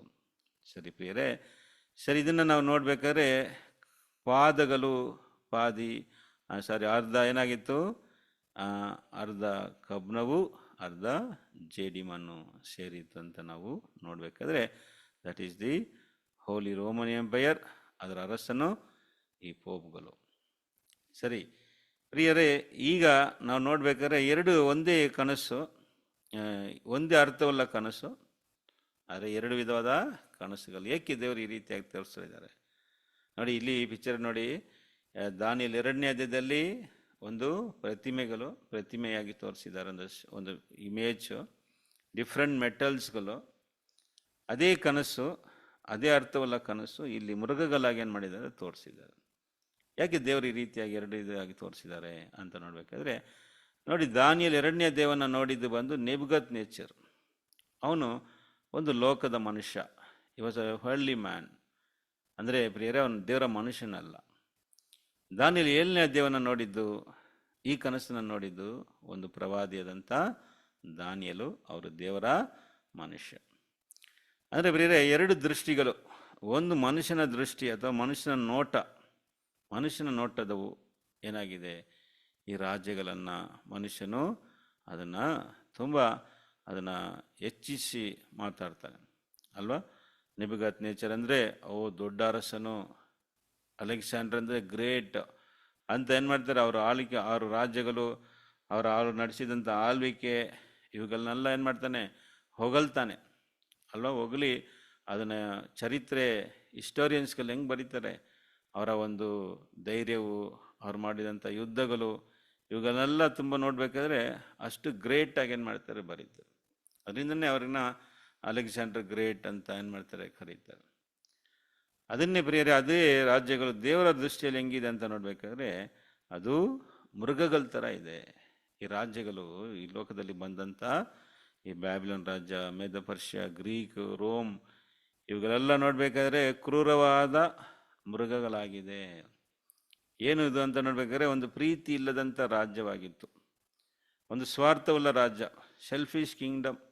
ಹೇಗಾದರೆ ನೋಡಿ, ತಾವು ಅರಸರುಗಳಾಗಿರ್ಬೇಕಂತ ಏನು ಮಾಡ್ತಾರೆ, ಯುದ್ಧಗಳನ್ನ ಮಾಡಿ ಎಷ್ಟೋ ಜೀವಗಳನ್ನ ಅಲ್ಲಿ ಅಳಿಸ್ತಾರೆ. ಒಂದು ಯುದ್ಧಕ್ಕೆ ಹೋದರೆ ಎಷ್ಟೋ ಸಾವಿರಾರು ಜೀವಗಳೇನಾಗುತ್ತೆ, ಹೋಗುತ್ತೆ. ಅಷ್ಟು ಸಾವಿರಾರು ಜೀವಗಳು ಹೋಗ್ಬೇಕಾದ್ರೆ ಒಂದು ಮನೆಯಲ್ಲಿ ನೋಡಿ, ಹೆಂಡತಿ ತನ್ನ ಗಂಡನ್ನ ಕಳ್ಕೊಳ್ತಾರೆ, ತಾಯಿ ತನ್ನ ಮಗನ ಕಳ್ಕೊಳ್ತಾರೆ, ಮಕ್ಕಳು ತಮ್ಮ ತಂದೆಗಳನ್ನ ಏನು ಮಾಡ್ತಾರೆ, ಕಳ್ಕೊಳ್ತಾರೆ. ಅಂದರೆ ಇಷ್ಟು ಒಂದು ಯುದ್ಧ ಮಾಡಿ ಏನು ಮಾಡಬೇಕು, ತಮ್ಮ ರಾಜ್ಯವನ್ನು ಅವರು ಸ್ಥಾಪನೆ ಮಾಡಬೇಕು, ತಮ್ಮ ರಾಜ್ಯವನ್ನು ಕಾಪಾಡ್ಕೋಬೇಕು, ತಾವು ಅರಸರಾಗಿರ್ಬೇಕಂತ ಏನು ಮಾಡ್ತಾಯಿದ್ರು ಪ್ರಿಯರೇ, ಅಲ್ಲಿ ಎಷ್ಟೋ ಜೀವಿಗಳನ್ನ, ಪ್ರಾಣಗಳನ್ನ ಬಲಿ ಕೊಡ್ತಾಯಿದ್ರು. ಆ ರೀತಿಯಾದಂಥ ರಾಜ್ಯವು. ಅದು ಮಾತ್ರ ಅಲ್ಲ, ಇಷ್ಟು ಮಾಡಿ ಕೂಡ ಇನ್ನುವರೆಗೆ ಕೂಡ ಯಾವ ರಾಜ್ಯದಿಂದ ಈ ಲೋಕಕ್ಕೆ ಏನು ಮಾಡೋಕ್ಕಾಗಿಲ್ಲ, ಒಂದು ಶಾಂತಿ, ಸಮಾಧಾನ, ಒಂದು ಪ್ರೀತಿನ ಏನು ಮಾಡೋಕ್ಕಾಗಲಿಲ್ಲ, ಸ್ಥಾಪನೆ ಮಾಡೋಕ್ಕಾಗಲ್ಲ. ಇನ್ನುವರೆಗೆ ಮನುಷ್ಯರು ವ್ಯಾಧಿಯಿಂದ ಕಷ್ಟಪಡ್ತಾ ಇದ್ದಾರೆ, ರೋಗಗಳು ಅಲ್ವಾ, ಊಟಕ್ಕೆ ಕಷ್ಟ, ಇನ್ನೂ ಮನುಷ್ಯನ ಕಷ್ಟ ಏನಾಗಲಿಲ್ಲ, ಇನ್ನೂ ತೀರಲಿಲ್ಲ. ನೋಡಿ, ಬ್ಯಾಬಿಲೋನ್ ಬಂತು, ಮೇದ ಪರ್ಷಿಯ ಬಂತು, ಗ್ರೀಕ್ ಬಂತು, ರೋಮ್ ಬಂತು. ಈ ರಾಜ್ಯಗಳಿಂದ ಈ ಲೋಕಕ್ಕೆ ಸಮಾಧಾನವು ಬಂದಿಲ್ಲ. ಪ್ರೀತಿಯ ಸಹೋದರರೇ, ಅದನ್ನೇ ಯಾಕೆಂದರೆ ಎಲ್ಲ ಮನುಷ್ಯರುಗಳು ಏನಾಗಿದ್ದಾರೆ, ಸ್ವಾರ್ಥವಲ್ಲ ಮನುಷ್ಯರು, ಎಲ್ಲ ಸೆಲ್ಫಿಶ್ ಪೀಪಲ್ ಅಲ್ವಾ. ತಮಗಾಗಿ ಏನು ಮಾಡ್ತಾರೆ, ಈಗ ನೋಡಿ ರಾಜಕೀಯಕ್ಕೆ ಬರ್ತಾರೆ, ಏನಕ್ಕೆ ಬರ್ತಾರೆ ಅಂದರೆ ಜನರಿಗೆ ಸೇವೆ ಮಾಡುವ ಒಂದು ಉದ್ದೇಶಕ್ಕೆ ಬರ್ತಾರೆ ಅಂದರೆ ಖಂಡಿತ ಇಲ್ಲ. 99.9% ಪೊಲಿಟಿಷಿಯನ್ಸ್ಗಳು ಏನು ಮಾಡಲ್ಲ, ಮನುಷ್ಯರಿಗೆ ಸೇವೆ ಮಾಡೋಕ್ಕೆ ಬರಲ್ಲ, ಹಣ ಮಾಡೋಕ್ಕೂ ಏನು ಮಾಡ್ತಾರೆ, ಮನುಷ್ಯರ ಒಂದು ಕಾಸನ್ನ ಏನು ಮಾಡ್ತಾರೆ, ಅವ್ರ ಕದಿಯಕ್ಕೇ ಬರ್ತಾರೆ ಅಲ್ಲ ಪ್ರಿಯ ಸರಸ. ಪೊಲಿಟಿಷಿಯನ್ ಉದ್ದೇಶನೇ ಅದೇ ಅಲ್ಲ ಪ್ರಿಯರೇ. ಆದರೆ ಅದರಿಂದ ನೋಡ್ತಾರೆ ದೇವರು ಕೊನೆಯದಾಗಿ ಏನು ಮಾಡ್ತಾರೆ ಅಂದರೆ, ಈ ರಾಜ್ಯಗಳನ್ನ ಕಿತ್ತು ದೇವರು ತನ್ನ ಮಗನಿಗೆ ಏನು ಮಾಡ್ತಾರೆ, ಕೊಡ್ತಾರೆ. Finally the kingdom will be given to his only begotten son. ತನ್ನ ಮಗನಿಗೆ ಕೊಡ್ತಾರೆ ನೋಡಿ ಪ್ರಿಯರೇ. ಅವ್ರು ಹೇಗೆ ಅರಸಲ್ತಾರೆ ನೋಡೋಣ. ನೋಡಿ ಅವರ ರಾಜ್ಯ ಹೆಂಗಿರ್ತದೆ ಪ್ರೀತಿಯ ಸರ್. ಯಾಕೆ ತನ್ನ ಮಗನಿಗೆ ಅವ್ರು ಕೊಡ್ತಾರೆ ಕೊನೆಯದಾಗಿ ಅಂದರೆ ಪ್ರಿಯರೇ, ಇವರೆಂಥ ಒಂದು ಅರಸನು ಅಂದರೆ ಜನರಿಗೋಸ್ಕರ ಪ್ರಾಣವನ್ನೇ ಕೊಡುವಂಥ ಒಂದು ಮನಸ್ಸು ಅಲ್ವಾ ಪ್ರಿಯರೇ. ಸ್ವಾಮಿ ಈ ಲೋಕಕ್ಕೆ ಏನು ಮಾಡಿದ್ರು, ಪ್ರಾಣ ಕೊಟ್ಟರು ಅಲ್ವಾ. ಯಾವ ಅರಸನಿಂದ ಈ ರೀತಿಯಾಗಿ ಕೊಡೋಕ್ಕಾಗುತ್ತೆ? ತನ್ನ ಪ್ರಜೆಗಳಿಗೆ ತನ್ನ ಜೀವ ಕೊಡ್ತೀನಿ ಅಂತ ಕೊಡುವಂಥ ಅರಸನು ಈ ಲೋಕದಲ್ಲಿ ನಾವು ನೋಡೋಕ್ಕಾಗತ್ತಾ? ಯಾವ ಮಿನಿಸ್ಟರ್ಸ್ಗಳಾಗುತ್ತೆ ಅಂದರೆ ಖಂಡಿತ ನೋಡೋಕ್ಕೂ ಅವ್ರು ಆಗಲ್ಲ. ಅವ್ರನ್ನ ಹೋಗಿ ನೇರಲ್ಲಿ ನೋಡೋಕ್ಕೂ ಕೂಡ ಏನು ಮಾಡಲ್ಲ, ಆಗಲ್ಲ ಪ್ರಿಯರೇ. ಆದರೆ ಸ್ವಾಮಿ ಈ ಲೋಕಕ್ಕೆ ಏನು ಮಾಡಿದ್ರು, ಈ ಲೋಕಕ್ಕೆ ತನ್ನ ಜೀವವನ್ನೇ ಕೊಟ್ಟರು. ಯಾಕೆಂದರೆ ಈ ಲೋಕದ ಮೇಲೆ ಅವ್ರಿಗಿದ್ದಂಥ ಪ್ರೀತಿ ಅಲ್ಲ ಪ್ರಿಯರೇ, ಜೀವ ಕೊಡುವ ಮಟ್ಟಿಗೆ ಏನಿತ್ತು ಅವರಲ್ಲಿ ಪ್ರೀತಿ ಇತ್ತು. ಅದಕ್ಕೆ ದೇವರು, ತಂದೆದ ದೇವರು ಈ ರಾಜ್ಯವನ್ನು ಕೊನೆಯದಾಗಿ ಯಾರ ಕೈಗೆ ಕೊಡ್ತಾರೆ, ಕ್ರಿಸ್ತನ್ಗೆ ಕೊಡ್ತಾರೆ. 13ನೇ ವಾಕ್ಯವನ್ನು ಓದೋಣ ನೋಡಿ. 13th verse, Daniel 7th chapter verse 13 ಓದೋಣ. ನಾನು ಕಂಡ ರಾತ್ರಿಯ ಕನಸಿನಲ್ಲಿ ಇಗೋ ಮನುಷ್ಯ ಕುಮಾರನಂತಿರುವವನು ಆಕಾಶದ ಮೇಘಗಳೊಂದಿಗೆ ಬಂದು ಆ ಮಹಾವೃದ್ಧನನ್ನು ಸಮೀಪಿಸಿದನು. ಅವನನ್ನು ಆತನ ಸನ್ನಿಧಿಗೆ ತಂದರು. ಕಂಟಿನ್ಯೂ ಮಾಡಿ. ಸಕಲ ಜನಾಂಗ ಕುಲ ಭಾಷೆಗಳವರು ಅವನನ್ನು ಸೇವಿಸಲೆಂದು ಅವನಿಗೆ ದೊರೆತನವು, ಘನತೆಯು, ರಾಜ್ಯವು ಕೊಡೋಣವಾದವು. ಅವನ ಆಳಿಕೆಯು ಅಂತ್ಯವಿಲ್ಲದ್ದು, ಶಾಶ್ವತವಾದದ್ದು. ಅವನ ರಾಜ್ಯವು ಎಂದಿಗೂ ಅಳಿಯದು. ಸರಿ, ಅಂದ್ರೆ ಫೈನಲಿ ದೇವ್ರು ಏನ್ ಮಾಡ್ತಾರೆ, ಇಷ್ಟು ರಾಜ್ಯವನ್ನ ಬಿಟ್ಟರು ಸುಮಾರು 2500 ವರ್ಷಕ್ಕೆ ಮೇಲೆ ಈ ಲೋಕವನ್ನ ಅರಸರುಗಳು ಆಳ್ವಿಕೆ ಮಾಡ್ತಾ ಬಂದರು. ಕೊನೆಯದಾಗಿ ಆಮೇಲೆ ಏನಾಯ್ತು ಅಂತ ನೋಡ್ಬೇಕಾದ್ರೆ ಪ್ರಿಯ ಸದಸ್ಯ, ಡೆಮೋಕ್ರಸಿ ಬಂತು. ಅಂದರೆ ಜನರುಗಳು ವೋಟ್ ಮುಖಾಂತರ ತಮ್ಮ ಪ್ರತಿನಿಧಿಗಳನ್ನ ಏನು ಮಾಡಿದ್ರು, ಅವ್ರು ಆರಿಸ್ಕೊಂಡ್ರು. ಅವರಿಂದ ಕೂಡ ಏನು ಮಾಡೋಕ್ಕಾಗಲಿಲ್ಲ ಈ ಒಂದು ಸಮಾಧಾನ, ನೀತಿ, ಒಂದು ಪ್ರೀತಿಯುಳ್ಳ ರಾಜ್ಯವನ್ನು, ಮನುಷ್ಯರಿಗೆ ಅದು ತೃಪ್ತಿ ಕೊಡುವಂಥ ರಾಜ್ಯವನ್ನು ಏನು ಮಾಡೋಕ್ಕಾಗಲಿಲ್ಲ, ಸ್ಥಾಪನೆ ಮಾಡೋಕ್ಕೆ ಆಗಿಲ್ಲ. ಕೊನೆಯದಾಗಿ ಯಾರಿಗೆ ಕೊಡ್ತಾರೆ ಅಂದರೆ, ಮನುಷ್ಯ ಕುಮಾರನಂತೆ ಇರುವ ಅವನು ಆಕಾಶದ ಮೇಘಗಳ ಮೇಲೆ ಏನಾದರೂ ಬಂದರು, ಅಂದರೆ ಅವರು ನಮ್ಮ ತಂದೆ ದೇವರ ಸಮೀಪಕ್ಕೆ ಏನಾದ್ರು ತರಲ್ಪಟ್ಟರು. ಆಮೇಲೆ ಏನಂತ ವಾಕ್ಯ, ಆಮೇಲೆ ಅವನ ಸನ್ನಿಧಿಗೆ ಬಂದರು ಸಕಲ ಜನಾಂಗಗಳು ಕುಲ ಭಾಷೆದವರು ಅವ್ರನ್ನ ಏನು ಮಾಡಬೇಕು, ಸೇವಿಸಲೆಂದು ಅವನಿಗೆ ದೊರೆತನ ಘನತೆಯು ರಾಜ್ಯವು ಕೊಡನವಾಯಿತು. ಬೇರೆ ಕಂಪ್ಲೀಟ್ ಕಿಂಗ್ಡಮ್ನ ತಂದೆ ದೇವರು ತನ್ನ ಮಗನಿಗೆ ಏನು ಮಾಡ್ತಾರೆ, ಒಪ್ಪಿಸ್ತಾರೆ. ಅದನ್ನೇ ಪ್ರಿಯರೇ, ಆ ರಾಜ್ಯವು ಎಂಥ ರಾಜ್ಯ ಅಂದರೆ ಶಾಶ್ವತವಾದ ರಾಜ್ಯವು, ಅದಕ್ಕೇನಿಲ್ಲ, ಅದು ಎಂದಿಗೂ ಅಳಿಯದ ರಾಜ್ಯ, ಇಟರ್ನಲ್ ಕಿಂಗ್ಡಮ್ ಇಲ್ವಾ ಪ್ರಿಯರೇ. ಕ್ರಿಸ್ತನ ರಾಜ್ಯವು ಒಂದು ಶಾಶ್ವತವಾದಂಥ ರಾಜ್ಯವಾಗಿದೆ. ಅದು ಎಷ್ಟು ಕಾಲ? ಮೊದಲನೇದಾಗಿ ಫಸ್ಟು ಏನು ಮಾಡ್ತಾರೆ, 1000 ವರ್ಷ ಸ್ವಾಮಿ ಆಳ್ವಿಕೆ ಮಾಡ್ತಾರೆ. ಪ್ರಿಯ ಸರಸರೇ, ಈಗ ನಾವು ಏನು ಮಾಡೋಣ ಅಂದರೆ, ಈ 5ನೇ ಲೋಕದ ರಾಜ್ಯ ಇದೆ. 5ನೇ ಲೋಕ ರಾಜ್ಯವು ಯಾವುದು ಅಂದರೆ ಕ್ರಿಸ್ತನ ರಾಜ್ಯ. ಇದಕ್ಕೇನೆ ಸ್ವಾಮಿ ನಮ್ಮನ್ನು ಪ್ರಾರ್ಥನೆ ಮಾಡೋಕ್ಕೆ ಹೇಳಿದ್ರು, ಈ ರಾಜ್ಯ ಬರಬೇಕು ಅಂತ. ಅದು ಪ್ರಿಯರೇ, ಅದರ ಸ್ಥಾಪನೆ ಆಗಿದ ಏನಾಗಿದೆ, ಅದು ಆಲ್ರೆಡಿ ಅದರ ಕೆಲಸಗಳು ಪ್ರಾರಂಭ ಆಗಿಬಿಟ್ಟಿದೆ. ಯಾಕಂದರೆ ಎಲ್ಲ ರಾಜ್ಯಗಳನ್ನ ಹೊಡೆದಾಕಿತಾ ಇದ್ದಾರೆ. ಸ್ವಾಮಿ ಎಲ್ಲ ರಾಜ್ಯಗಳನ್ನ ಏನು ಮಾಡಿದ್ದಾರೆ, ಹೊಡಿತಾ ಇದ್ದಾರೆ. ಲೋಕದಲ್ಲಿ ಈ ಸಂಕಟಗಳು ಉಪದ್ರವಗಳು ಏನಾಗ್ತಾ ಇದೆ, ಹೆಚ್ಚಿಸ್ತಾ ಇದೆ, ಅಂದರೆ ಡೆಮಾಲಿಷ್ ಆಗ್ತಾ ಇದೆ. ಬೇರೆ ಕಿಂಗ್ಡಮ್ ಬಂದು ಮನುಷ್ಯನ ರಾಜ್ಯ ಏನಾಗ್ತಾ ಇದೆ, ಡೆಮಾಲಿಷ್ ಆಗ್ತಾ ಇದೆ. ಸಂಕಟ, ಯುದ್ಧಗಳು, ಭೂಕಂಪಗಳು ಇವುಗಳು ಏನಾಗ್ತಾ ಇದೆ ಭೂಮಿಯಲ್ಲಿ ಅನೇಕ ಕಡೆ ನೋಡ್ತಾ ಇದ್ದೀವಲ್ಲ ಪ್ರಿಯ ಸದಸ್ಯರು. ಇದೆಲ್ಲ ಏನಪ್ಪ ಅಂದರೆ ಡಿಸ್ಟ್ರಕ್ಷನ್. ಹೇಗೆ ಸ್ವಾಮಿ ಮೊದಲನೇ ಲೋಕವನ್ನು ನಾಶ ಮಾಡಿದ್ರಲ್ಲ, ಅಳಿಸ್ತಾರಲ್ಲ ನೋವ, ಮತ್ತು ಆ ಕಾಲದಂಥ ಆ ಸಿಸ್ಟಮ್ನ, ಆ ಕಾಲದಲ್ಲಿ ಯಾರು ಆಳ್ವಿಕೆ ಮಾಡ್ತಾಯಿದ್ರು, ದೂತರು ಮತ್ತು ರಾಕ್ಷಸರು. ಅದನ್ನು ಮಲೆ ಮೂಲಕ ಏನು ಮಾಡಿದ್ರು, ಮಲೆ ಬಂದು ಅದನ್ನು ಅಳಿಸಿದ್ರು. ಆ ರಾಕ್ಷಸಗಳನ್ನೆಲ್ಲ ಅಳಿಸ್ಬಿಟ್ರು, ದೂತರನ್ನೆಲ್ಲ ಕಟ್ಟಾಕ್ಬಿಟ್ರು ಅಲ್ವ. ಅದೇ ರೀತಿಯಾಗಿ 2ನೇ ಲೋಕವನ್ನು, the second world, Jesus Christ ನೋಡಿ, ನೋವನ ಕಾಲದಲ್ಲಿ ಹೇಗೆ ಆಯಿತೋ ಹಾಗೆಯೇ ಮನುಷ್ಯ ಕುಮಾರನ ಕಾಲದಲ್ಲಿ ಆಗುತ್ತೆ. ಸೊ ನೋವನ ಕಾಲದಲ್ಲಿ ಹೇಗೆ ಮಲೆ ಮುಖಾಂತರ ಆಗ ಇದ್ದಂಥ ರಾಕ್ಷಸಗಳು ಮತ್ತು ದೂತರುಗಳನ್ನ ಸ್ವಾಮಿ ಏನು ಮಾಡಿದ್ರು, ಅಳಿಸಿ ಆ ಒಂದು ಹೊಸ ಒಂದು ಲೋಕವನ್ನು ತಂದ್ರಲ್ಲ, ಅದೇ ರೀತಿಯಾಗಿ ಯೇಸು ಕ್ರಿಸ್ತನು ಅಳಿಸುವ ಕೆಲಸವನ್ನು ಏನು ಮಾಡಿದ್ದಾರೆ, ಸ್ಟಾರ್ಟ್ ಆಗಿಬಿಟ್ಟಿದ್ದಾರೆ. Already first world war, second world war ಏನಾಗಿದೆ, ಆಲ್ರೆಡಿ ಪ್ರಾಸೆಸ್. ನಾವು ನೋಡಿದ 3ನೇ ಲೋಕದ ಪಾಠದಲ್ಲಿ, 3 ಲೋಕಗಳ ಪಾಠದಲ್ಲಿ ಪ್ರಿಯರೇ, 3ನೇ ಲೋಕ 2ನೇ ಲೋಕ ಏನಾಗುತ್ತೆ, ನಾಶನ ಆಗುತ್ತೆ. ಅದು ಹೇಗೆಂದರೆ ಯುದ್ಧಗಳು, ಬರಗಳು, ಭೂಕಂಪಗಳು, ವ್ಯಾಧಿಗಳು ಇವುಗಳೆಲ್ಲ ಏನಾಗುತ್ತೆ ಭೂಮಿ ಮೇಲೆ ಹೆಚ್ಚುತ್ತಾ ನಾಶನ ಆಗುತ್ತೆ. ಏರಿಂದ ಅಂದರೆ ಅದು ಯೇಸು ಕ್ರಿಸ್ತನಿಂದ. ಯಾಕಂದರೆ ಫಸ್ಟ್ ಡೆಮಾಲಿಷ್ ಮಾಡಬೇಕಲ್ವಾ ಪ್ರಿಯರೇ. ಈ ಕರಪ್ಟೆಡ್ ವರ್ಲ್ಡ್ನ ಏನು ಮಾಡಬೇಕು, ಟೋಟಲಿ ಡೆಮಾಲಿಷ್ ಮಾಡಿ ಒಂದು ನ್ಯೂ ಫೌಂಡೇಶನ್ ಆಗಬೇಕು. ಟೋಟಲ್ ಫೌಂಡೇಶನ್ ಏನಾಗಬೇಕು, ನ್ಯೂ ಅಲ್ಲಿ ಜಸ್ಟಿಸ್ ಆ್ಯಂಡ್ ಲವ್, ಪ್ರೀತಿ ಮತ್ತು ನೀತಿ ಎಂಬ ಅಸ್ಥಿಬರದಲ್ಲಿ ಈ ಕ್ರಿಸ್ತನ ರಾಜ್ಯ ಏನಾಗುತ್ತೆ, ಸ್ಥಾಪನೆ ಆಗುತ್ತೆ. ಈ ಲೋಕ ನೋಡ್ಬೇಕಾದ್ರೆ ಅನೀತಿ, ಅನ್ಯಾಯ, ಸ್ವಾರ್ಥತೆ ಇದರಲ್ಲಿ ಈ ಲೋಕ ಸ್ಥಾಪನೆ ಆಗಿದೆಲ್ಲ, ಅದು ಪ್ರಿಯರೇ ಅದನ್ನು ಟೋಟಲ್ ಡೆಮಾಲಿಷ್ ಮಾಡಬೇಕು. ಫೌಂಡೇಶನ್ ಏನು ಮಾಡಬೇಕು, ಕಿತ್ತಾಕಿ ಒಂದು ಹೊಸ ಫೌಂಡೇಶನ್ ಏನು ಮಾಡಬೇಕು, ಆಗಬೇಕು. ಪ್ರೀತಿ ನೀತಿಯಿಂದ ಹಾಕಲ್ಪಡುವಂಥ ಕ್ರಿಸ್ತನ ರಾಜ್ಯ. That is the 5th universal Kingdom. ಸರಿ, ಇದು ಎಷ್ಟು ಕಾಲ ಅಂದರೆ 1000 ವರ್ಷ ಕಾಲ. ಇದು ಎಷ್ಟು ಕಾಲ, 1000 ವರ್ಷ ಕಾಲ. ವಾಕ್ಯ ಓದೋಣ. ಪ್ರಕಟಣೆ 20 ವಾಕ್ಯ 6ನೇ ವಾಕ್ಯವನ್ನು ಓದ್ರಿ. ರೆವಲ್ಯೂಷನ್ 20th chapter verse 6 ಓದೋಣ. ಪ್ರಕಟಣೆ 20:6ನೇ ವಾಕ್ಯವನ್ನು ಓದ್ರಿ. ಪ್ರಥಮ ಪುನರುತ್ಥಾನವು, ಓದಿ ಸಿಸ್ಟರ್, ಓದಿ ಪರವಾಗಿಲ್ಲ, ಓದಿ. ಪ್ರಥಮ ಪುನರುತ್ಥಾನದಲ್ಲಿ ಸೇರಿರುವವನು ಧನ್ಯನೂ ಪರಿಶುದ್ಧನೂ ಆಗಿದ್ದಾನೆ.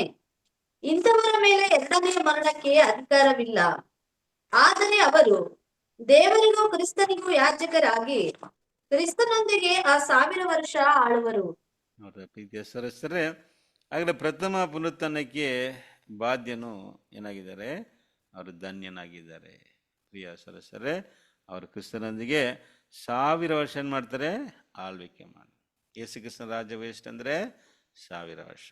ಈಗ ನಡೀತಾ ಇದೆಲ್ಲ ಗೌರ್ಮೆಂಟ್ಗಳು, BJP, ಕಾಂಗ್ರೆಸ್ಸು, ಎಲ್ಲ ಕಡೆ ಒಂದೊಂದು ಗೌರ್ಮೆಂಟ್ ನಾವು ಸ್ಥಾಪನೆ ಮಾಡ್ತೀವಿ ಅಂದೇನು ಮಾಡ್ತಾ ಇದ್ದಾರೆ, ನೋಡ್ತಾ ಇದ್ದೀವಲ್ಲ ಲೋಕದಲ್ಲಿ ಪ್ರಿಯರೇ. ರಾಜ್ಯಕ್ಕಾಗಿ ಎಷ್ಟು ಹೋರಾಟ ಮಾಡ್ತಾ ಇದ್ದಾರೆ. ಆದರೆ ಪ್ರಿಯರೇ, ಎಷ್ಟು ಕಾಲ ಆಲ್ಬೋದು? ಒಂದು 5 years ರೂಲ್ಗೆ, 5 years prime minister, chief minister. ಆದರೆ ಕ್ರಿಸ್ತನ ರಾಜ್ಯವು 1000 ವರ್ಷ ಕೊಡಲ್ಪಡುತ್ತದೆ. ದೇವರು ಅವ್ರಿಗೆ ಏನು ಮಾಡ್ತಾರೆ? First 1000 years will be given to Christ. ಆ 1000 ವರ್ಷ ಆಳ್ವಿಕೆಯಲ್ಲಿ ಯೇಸು ಸ್ವಾಮಿ ಏನೆಲ್ಲ ಮಾಡ್ತಾರೆ ಅಲ್ಲ ಪ್ರಿಯರೇ. ಎಷ್ಟೋ ರಾಜರುಗಳು ಬರ್ತಾರೆ, ಎಷ್ಟೋ ಗೌರ್ಮೆಂಟ್ಗಳು ಬಂದು ಹೋಗುತ್ತೆ, ಆದರೆ ಪರಿಸ್ಥಿತಿ ಹಂಗೇ ಇದೆ, ಏನು ಚೇಂಜಸ್ಸು ಇಲ್ಲ. ಕಷ್ಟಪಡೋರು ಕಷ್ಟಪಟ್ಕೊಂಡೇ ಇದ್ದಾರೆ. ಇನ್ನು ಈ ಲೋಕದಲ್ಲಿ ಇನ್ನೂ ಕಷ್ಟಗಳು ಹೆಚ್ಚುತ್ತಾ ಇದೆ ನೋಡಿ, ರೋಗಗಳು ಹೆಚ್ಚುತ್ತಾ ಇದೆ, ಬರಗಳು ಪ್ರಿಯರೇ. ಆದರೆ ಕ್ರಿಸ್ತನ ರಾಜ್ಯದಲ್ಲಿ ಏನೆಲ್ಲ ಇರ್ತದೆ, ಹೆಂಗಿರ್ತದೆ ನೋಡಿ. ಕಂಪ್ಲೀಟ್ ವರ್ಲ್ಡ್ನ ಯೇಸು ಸ್ವಾಮಿ ಏನು ಮಾಡ್ತಾರೆ? ಚೇಂಜ್ ಮಾಡ್ತಾರೆ. ಫಸ್ಟು ಯೇಸು ಸ್ವಾಮಿ ತನ್ನ ರಾಜ್ಯದಲ್ಲಿ ಮಾಡುವಂಥ ಕಾರ್ಯಗಳೇನಲ್ಲ, ಒಂದೊಂದಾಗಿ ಏನು ಮಾಡೋಣ ನಾವು ನೋಡ್ಕೊಂಡು ಹೋಗೋಣ ಬನ್ನಿ.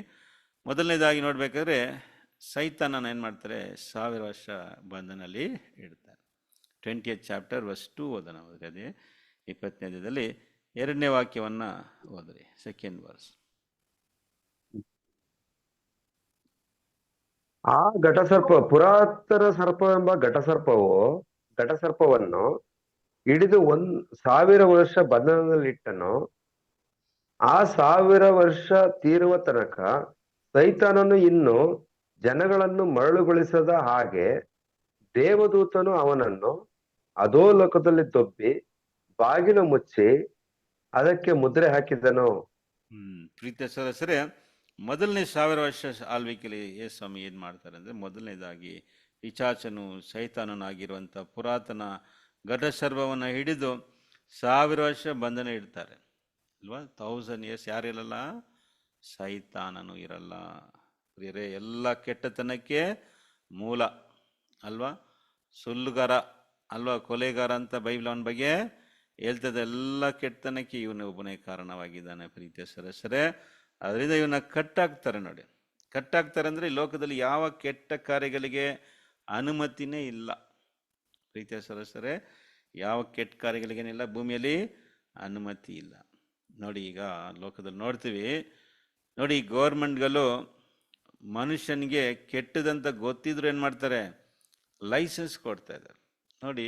ಕುಡಿಯೋದು ತಪ್ಪು ಅಲ್ವಾ, ಕುಡಿದ್ರೆ ಹೆಲ್ತ್ ಸ್ಪಾಯ್ಲ್ ಆಗುತ್ತೆ, ಲಿವರ್ ಏನಾಗುತ್ತೆ? ಡ್ಯಾಮೇಜ್ ಆಗುತ್ತೆ. ಸ್ಮೋಕ್ ಮಾಡೋದು ಇಂಜುರಿಯಸ್ ಟು ಹೆಲ್ತ್. ಪ್ರಿಯರೇ, ಇದಕ್ಕೆಲ್ಲ ಲೈಸೆನ್ಸ್ ಕೊಡ್ತಾ ಇರೋದು ಯಾರು ಅಂತ ನೋಡ್ಬೇಕಾದ್ರೆ ಗೌರ್ಮೆಂಟು ಅಲ್ವಾ. ಕೆಟ್ಟತನಕ್ಕೆ ಲೈಸೆನ್ಸ್ ಕೊಡೋದೇ ಗೌರ್ಮೆಂಟ್. ಒಂದು ಕಡೆ ಏನು ಮಾಡ್ತಾರೆ? ಕುಡಿಬೇಡ್ರಿ, smoke is injurious to health ಅಂತ ಒಂದು ಕಡೆ ಹೇಳೋದು, ಆದ್ರೆ ಇನ್ನೊಂದು ಕಡೆ ಅವರೇ ಅದನ್ನು ಮಾರಾಟ ಮಾಡ್ತಾರೆ. ಯಾವ ರೀತಿಯಾದಂಥ ವಂಚನೆ ನೋಡಿ ಪ್ರಿಯರೇ. ಜನರಿಗೆ ಒಳ್ಳೇದು ಮಾಡಬೇಕಂದ್ರೆ ಏನು ಮಾಡಬೇಕು? ಕೆಟ್ಟ ಕಾರ್ಯಗಳನ್ನ ಸ್ಟಾಪ್ ಮಾಡಬೇಕಲ್ಲ. ಅದು ಪ್ರಿಯ ಜನರು ತಿದ್ಕೊಳ್ಳೋಕ್ಕೆ ಬಿಡಲ್ಲ. ಯಾಕೆಂದರೆ ಅದರಿಂದ ಅವ್ರಿಗೆ ಇನ್ಕಮ್ ಅಧಿಕವಾಗಿ ಬರ್ತದೆ. ತುಂಬ ಇನ್ಕಮ್ ಎದಿಂದ ಅಂದರೆ ಇವರಿಗೆ ಈ ಒಂದು ಲಿಕ್ವೈರು, ಈ ರೀತಿಯಾದ ಕೆಟ್ಟ ವಿಷಯದಲ್ಲಿ ಅವ್ರಿಗೆ ಅಧಿಕವಾಗಿ ಸಿಗುತ್ತೆ. ಯಾಕಂದರೆ ಜನರು ಅದನ್ನೇ ತಗೊಳ್ತಾರೆ ಪ್ರೀತಿಯ ಸದಸ್ಯರೇ. ಹಾಗಾದರೆ ಅದೇ ರೀತಿ ಹಂಗಾದ್ರೆ ಸೈತನ್ನ ಕಟ್ಟಾಕ್ತಾರೆ, ಬಂಧನ ಇಡ್ತಾರೆ ಅಂದರೆ ಏನರ್ಥ ಅಂದರೆ, ಈ ಲೋಕದಲ್ಲಿ ಯಾವ ಕೆಟ್ಟ ಕಾರ್ಯಗೇನಿಲ್ಲ, ಅನುಮತಿನೇ ಇಲ್ಲ. Strict rule, iron rod rule, ಕಬ್ಬಿಣದ ಒಂದು ಆಳ್ವಿಕೆ. ಎಲ್ಲರನ್ನ ಓಡಿದು ಪುಡಿ ಪುಡಿ ಮಾಡ್ತಾರೆ. ಎಲ್ಲರೂ ಅವ್ರ ಆರ್ಡ್ರಿಗೆ ಏನು ಮಾಡಬೇಕು? ಒಬೇ ಮಾಡಬೇಕು. ನೋಡಿ ಪ್ರಿಯರೇ, ಎಷ್ಟು ವರ್ಷ? 1000 ವರ್ಷ. ಅದು 1000 ವರ್ಷ ತೀರೋ ತನಕ ಸೈತಾನನು ಇನ್ನೂ ಜನರುಗಳನ್ನ ಏನು ಮಾಡಬೇಕು? ಮರಳುಗೊಳಿಸಿದ ಹಾಗೆ ದೇವದೂತನ ಅವನ್ನ ಏನು ಮಾಡ್ತಾರೆ? ಅಧೋಲೋಕದಲ್ಲಿ ದುಬ್ಬಿ ಬಾಗಿಲಾಕಿ ಮುಚ್ಚಿಬಿಡ್ತಾರೆ. ಸೈತಾನ ಇಲ್ಲ ಅಂದರೆ ಜನರೇನಾಗ್ಬಿಡ್ತಾರೆ? ತಿದ್ಕೊಳ್ತಾರೆ. ಪ್ರಿಯರೇ, ಲೋಕದಲ್ಲಿ ನೋಡ್ಬೇಕಾದ್ರೆ ಎಷ್ಟು ಮಟ್ಟಿಗೆ ಲೋಕ ಕೆಟ್ಟೋಗಿದೆ. ಗೌರ್ಮೆಂಟ್ಗಳು ಎಷ್ಟು ಅನುಮತಿ ಕೊಡ್ತಾ ಇದ್ದಾರೆ ಅಂದರೆ, ನಮ್ಮ ಬೇರೆ ದೇಶಗಳಲ್ಲಿ ನೋಡಿದ್ರೆ ಪ್ರಿಯರೇ, ಜನರುಗಳು ಗೇ ಮ್ಯಾರೇಜ್ ಮಾಡೋಕ್ಕೆ ಗೌರ್ಮೆಂಟ್ ಏನು ಮಾಡುತ್ತೆ? ಅನುಮತಿ ಕೊಟ್ಟಿದ್ದು. ಅಂದರೆ ಗೇ ಮ್ಯಾರೇಜ್ ಅಂದರೆ ಒಂದು ಹೆಣ್ಣನ್ನ ಮದುವೆ ಮಾಡ್ಕೋಬೋದು, ಗಂಡನ ಮದುವೆ ಮಾಡಿಕೊಂಡು ಸಂಸಾರ ನಡೆಸ್ಬೋದು. ಪ್ರಿಯರೇ, ಇದು ಎಂಥ ಪಾಪ ಅಂದರೆ, ಇದು ಸೋದೋಮ್ ಗೊಮೋರ ಇಂಥ ಪಾಪನೇ ನಡೀತಾ ಇತ್ತು.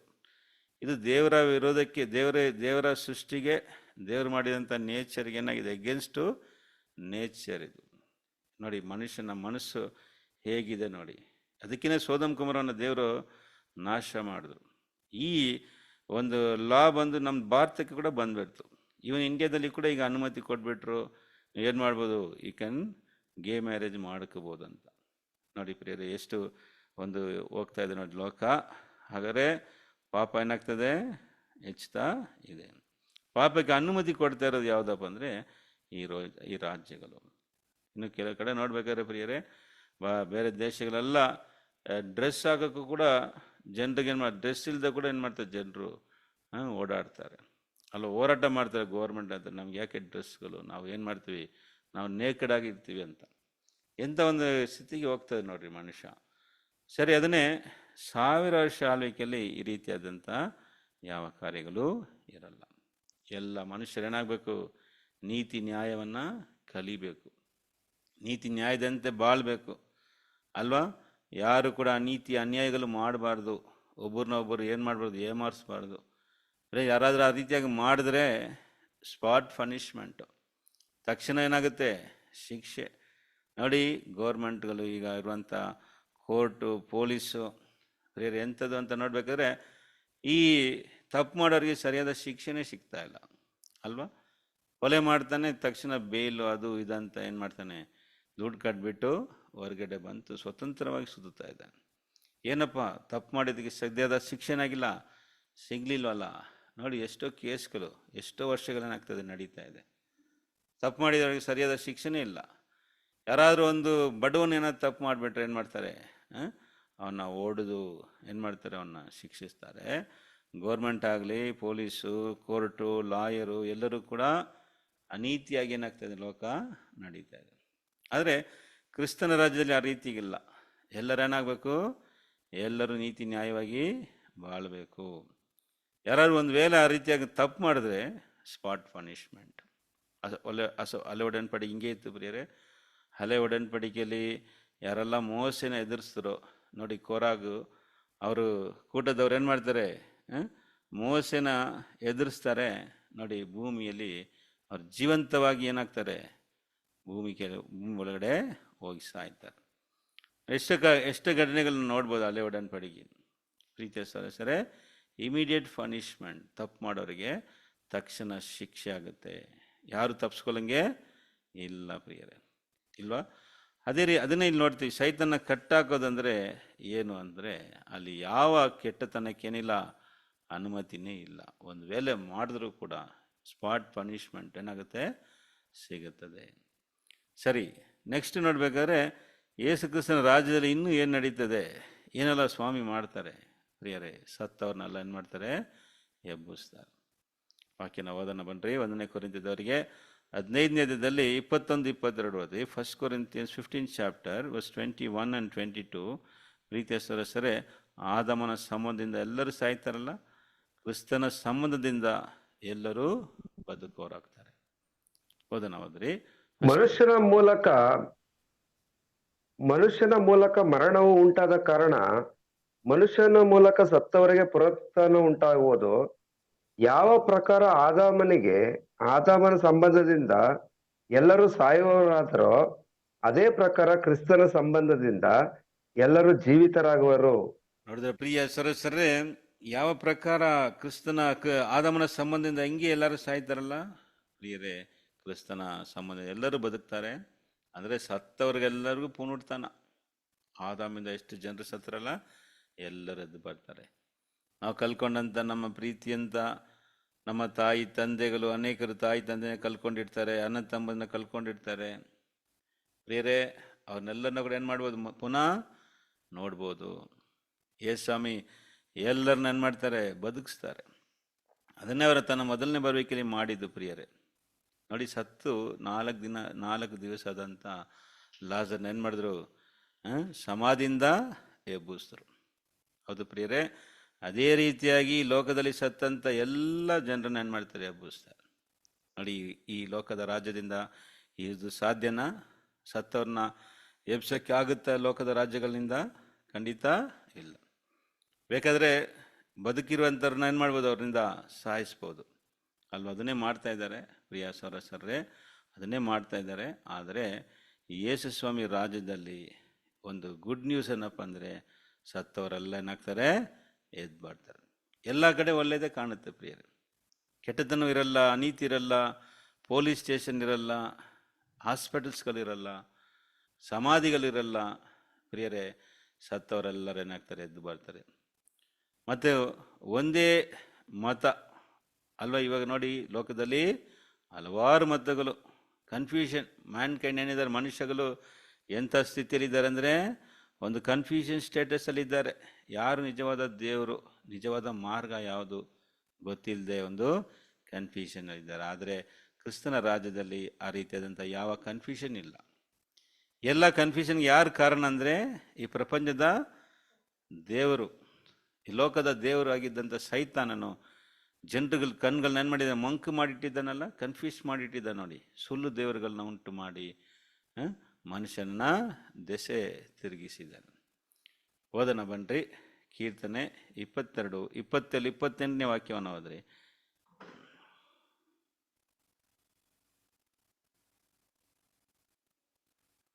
ಕೀರ್ತನೆ 22. ರಾಜ್ಯವು ಯೆಹೋವನದೇ, ಎಲ್ಲಾ ಜನಾಂಗಗಳಿಗೂ ಆತನೇ ಒಡೆಯನು. ಭೂಲೋಕದಲ್ಲಿರುವ ಪುಷ್ಟರೆಲ್ಲರೂ ಉಂಡು ಆರಾಧಿಸುವವರು. ಓದ್ರಿ ಸಿಸ್ಟರ್, ಕಂಟಿನ್ಯೂ ಮಾಡಿ. ತಮ್ಮ ಜೀವವನ್ನು ಉಳಿಸಿಕೊಳ್ಳಲಾರದೆ ಮಣ್ಣು ಪಾಲಾಗೋರೆಲ್ಲರೂ ಆತನಿಗೆ ಅಡ್ಡ ಬೀಳುವವರು. ನೋಡ್ರಿ ಪ್ರಿಯ ಸರಸ್ರೆ, ಎಂತ ಒಂದು ವಾಕ್ಯ. ಇದನ್ನು ನೋಡ್ಬೇಕಾದ್ರೆ ನೋಡಿ, ಇಂಗ್ಲಿಷ್ ಓದ್ತೀನಿ ನೋಡಿ.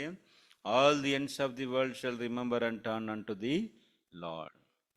ಅಂದರೆ ಎಂಡ್ಸ್ ಆಫ್ ದಿ ವರ್ಲ್ಡ್ ಅಂದರೆ ಲೋಕದಲ್ಲಿ ಎಲ್ಲ ಕಡೆ ಇರುವಂಥ ಎಲ್ಲ ಜನರುಗಳು, ಹಿಂದೂಸು, ಮುಸ್ಲಿಮ್ಸು, ಬುದ್ಧಿಸ್ಟು, ಯಾವ್ಯಾವ ಮತಗಳು ಲೋಕದಲ್ಲಿ ಇದೆಯೋ ಎಲ್ಲರೂ ಯಾರ ಹತ್ರ ಬರ್ತಾರೆ ಅಂತ ಬೈಬಲ್ ಹೇಳ್ತದೆ ಅಂದರೆ, the ends of the world shall turn remember and turn unto the Lord. ಕರ್ತನ ಕಡೆ ತಿರ್ಕೊಳ್ತಾರೆ ನೋಡಿ. All the kingdoms of the nations ಅಂದರೆ China, Russia, Arab countries, Qatar, Saudi Arabia, Iran, Iraq ಅಂತ ನೋಡ್ತೀವಿ ಲೋಕದಲ್ಲಿ. ಎಲ್ಲ ಯುರೋಪಿಯನ್ ಕಂಟ್ರೀಸ್ಗಳು ಎಲ್ಲರೂ ಪ್ರಿಯರೇ. ಈಗ ನೋಡಿ, ಕ್ರಿಸ್ತನ ರಾಜ್ಯದಲ್ಲಿ ದೇಶವಾಗಿ ಬರ್ತಾರೆ. ಪಾಕಿಸ್ತಾನ, ಇಂಡಿಯಾ, ಶ್ರೀಲಂಕಾ ಎಲ್ಲ ದೇಶಗಳದೇ ವಾಕ್ಯ ಹೇಳ್ತದೆ ಪ್ರಿಯರೇ. ಇದು ದೇವರ ವಾಕ್ಯವಿದು, ಇದು ಪ್ರವಾದನೆಯ ವಾಕ್ಯ, ಇದು ನೆರವೇರುವಂಥ ವಾಕ್ಯ. ಇದು ನೋಡಿ ಏನು ಹೇಳ್ತದೆ, all the kingdoms of the nation shall worship before the. ಅಂದರೆ ಎಲ್ಲ ದೇಶಗಳು ಯಾರನ್ನ ವರ್ಷಿಪ್ ಮಾಡುತ್ತೆ? ಯೇಸು ಸ್ವಾಮಿನ ವರ್ಷಿಪ್ ಮಾಡುತ್ತೆ. ಯಾವಾಗ ನಡೀತದೆ ಇದು? 28ನೇ ವಾಕ್ಯ ನೋಡಿ. For the kingdom is the Lord's. ಇದು ಯಾವಾಗ ನಡೀತದೆ? For the kingdom is Lord's. ಕ್ರಿಸ್ತನ ರಾಜ್ಯದಲ್ಲಿ ಯೇಸು ಇಲ್ಲಿ ಲೋಕವನ್ನು ರಾಜ್ಯ ಮಾಡುವಾಗ ಎಲ್ಲರೂ ಸ್ವಾಮಿನ ಏನು ಮಾಡ್ತಾರೆ? ಆರಾಧಿಸ್ತಾರೆ. ಎಲ್ಲ ಮತದವರು, ಪ್ರಿಯ ಸರಸರೆ, ಎಲ್ಲ ದೇಶದವರು ಏನು ಮಾಡ್ತಾರೆ? ಯೇಸು ಕ್ರಿಸ್ತನನ್ನೇ ಆರಾಧನೆ. ಈ is the governor among the nation. ಪ್ರಿಯರೇ, ಯೇಸು ಸ್ವಾಮಿ ಎಲ್ಲ ದೇಶಗಳಿಗೆ ಅರಸನಾಗಿರ್ತಾರೆ. ಆಗ ಈ ಪ್ರವಾದನೆಗಳೇನಾಗುತ್ತೆ? ನಡೀತದೆ. ಅದು ಮಾತ್ರ ಅಲ್ಲ ಪ್ರಿಯರೇ, ಕ್ರಿಸ್ತನ ರಾಜ್ಯದಲ್ಲಿ ಕಿವುಡರು, ಕುಂಟರು, ಮೂಕರು ಯಾರು ಕೂಡ ಇರಲ್ಲ. ಎಲ್ಲರ ಬಾಯಿ, ಕಣ್ಣು ಏನು ಮಾಡ್ತಾರೆ? ಸ್ವಾಮಿ ತೆರೀತಾರೆ. ಇದನ್ನು ಅವ್ರು ತನ್ನ ಮೊದಲನೇ ಬರುವಿಕೆಯಲ್ಲಿ ಮಾಡಿದ್ರು ಪ್ರಿಯರೇ.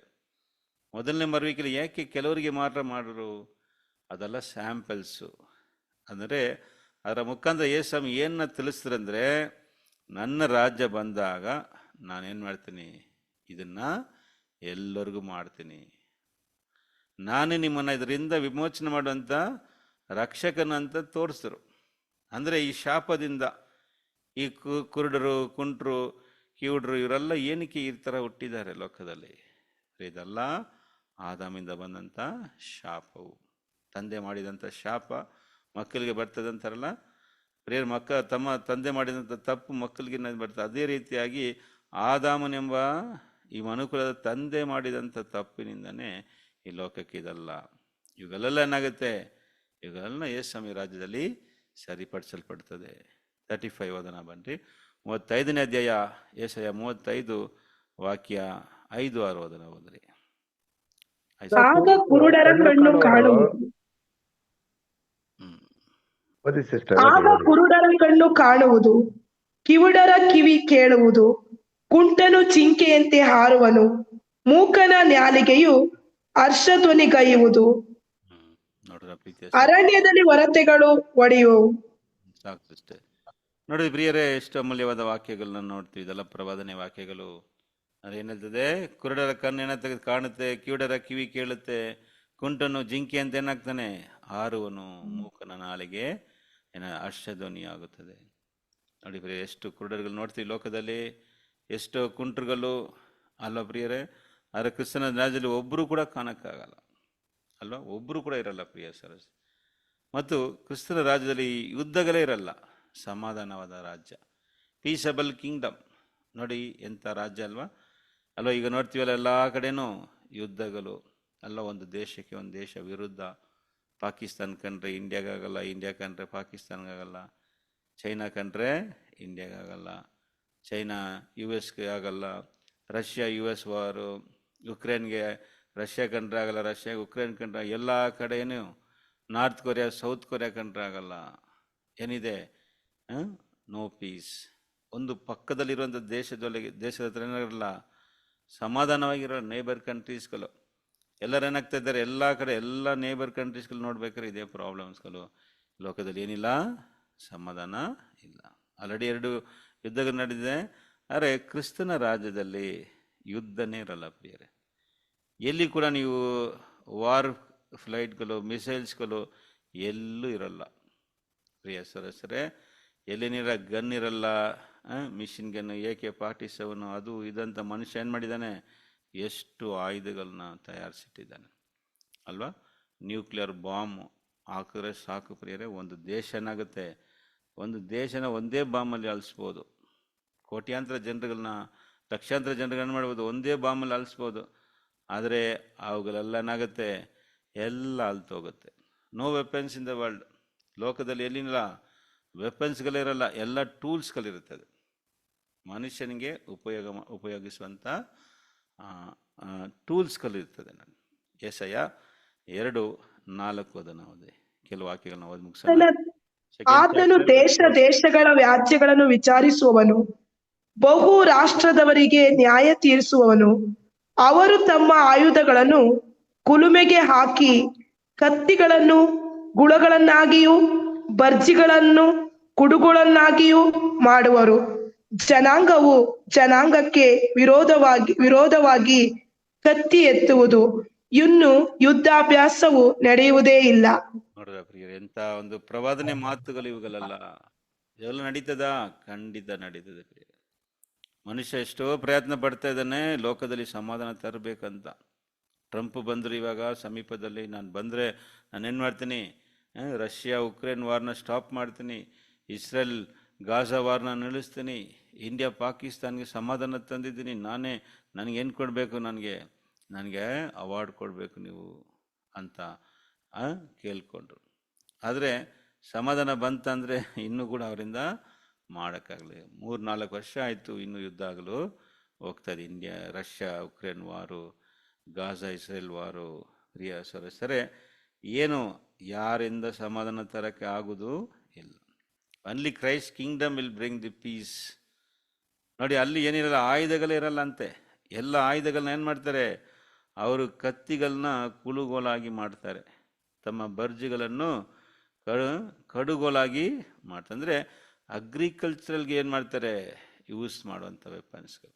ಮನುಷ್ಯನಿಗೆ ಊಟ ಬೇಕಲ್ಲ, ಯುದ್ಧ ಏನು ಮಾಡುತ್ತೆ, ಯುದ್ಧ ಬೇಡ, ಏನು ಬೇಕು, ಊಟ. ಅದನ್ನೇ ಮುಖ್ಯ ಅಲ್ಲ ಪ್ರೀತಿಯ ಸರಸರಿ. ಅಂದರೆ ಮನುಷ್ಯ ನೋಡಿ ಹೆಂಗೆ ಅಂದರೆ, ಅದೇ ವಾಕ್ಯ ಹೇಳ್ತದೆ ನೋಡಿ, ಅವರು ರಾಜ್ಯಕ್ಕೆ ಜನಾಂಗಕ್ಕೆ ವಿರೋಧವಾಗಿ ಜನಾಂಗವು ಏನು ಮಾಡಲ್ಲ, ಕತ್ತಿಯನ್ನು ಎತ್ತುವುದಿಲ್ಲ. ಅವರು ಯುದ್ಧ ಅಭ್ಯಾಸವನ್ನು ಏನು ಮಾಡಲ್ಲ, ನಡೆಸೋದಿಲ್ಲ. ಟ್ರೈನ್ ಮಾಡ್ತಾರಲ್ಲ, ವಾರ್ ಟ್ರೈನಿಂಗ್ ಅಲ್ವಾ, ಎಲ್ಲಿ ಕೂಡ ಇರಲ್ಲ ಪ್ರೀತಿಯ ಸರಸರೇ.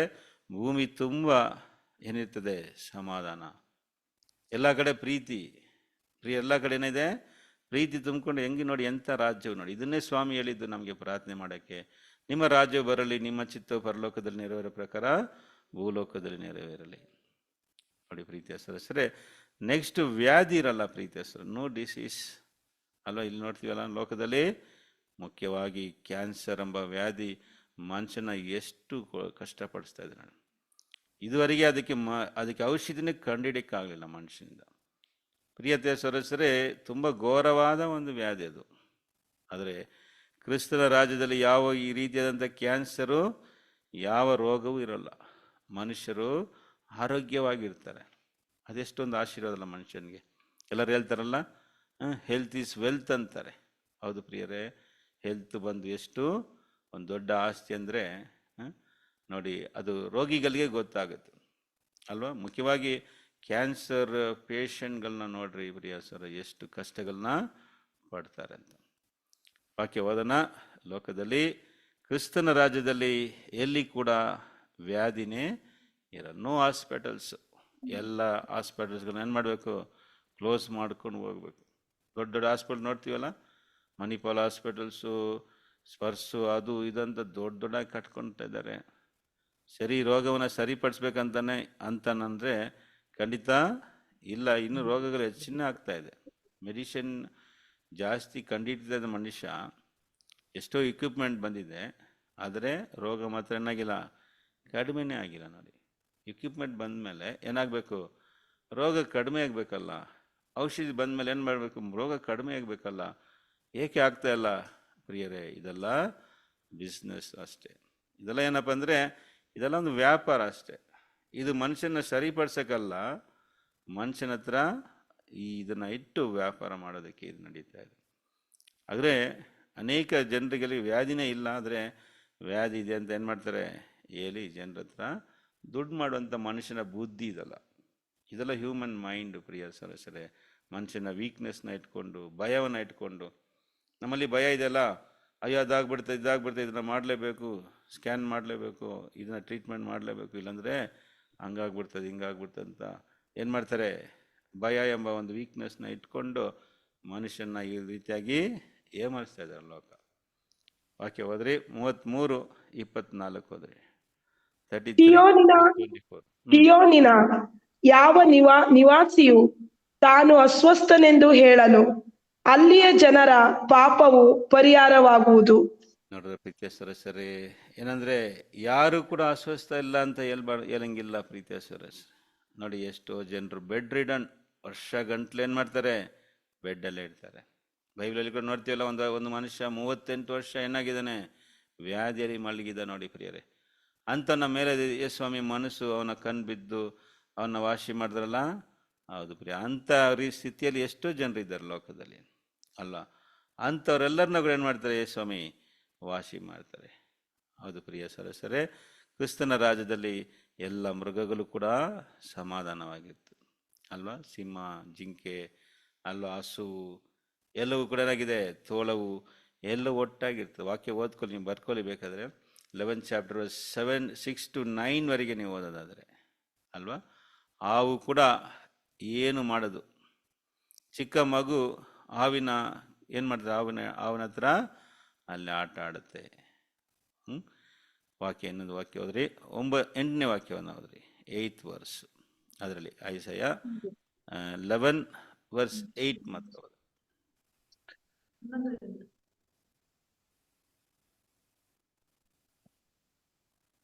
ಐಸಾಯ 11ನೇದಲ್ಲಿ 8ನೇ ನಾಗರ ಮೇಲೆ ಹಾಡುವುದು, ಮೊಲೆ ಬಿಟ್ಟ ಮಗು ಹಾವಿನ ಬಿಲದ ಮೇಲೆ ಕೈ ಹಾಕುವುದು.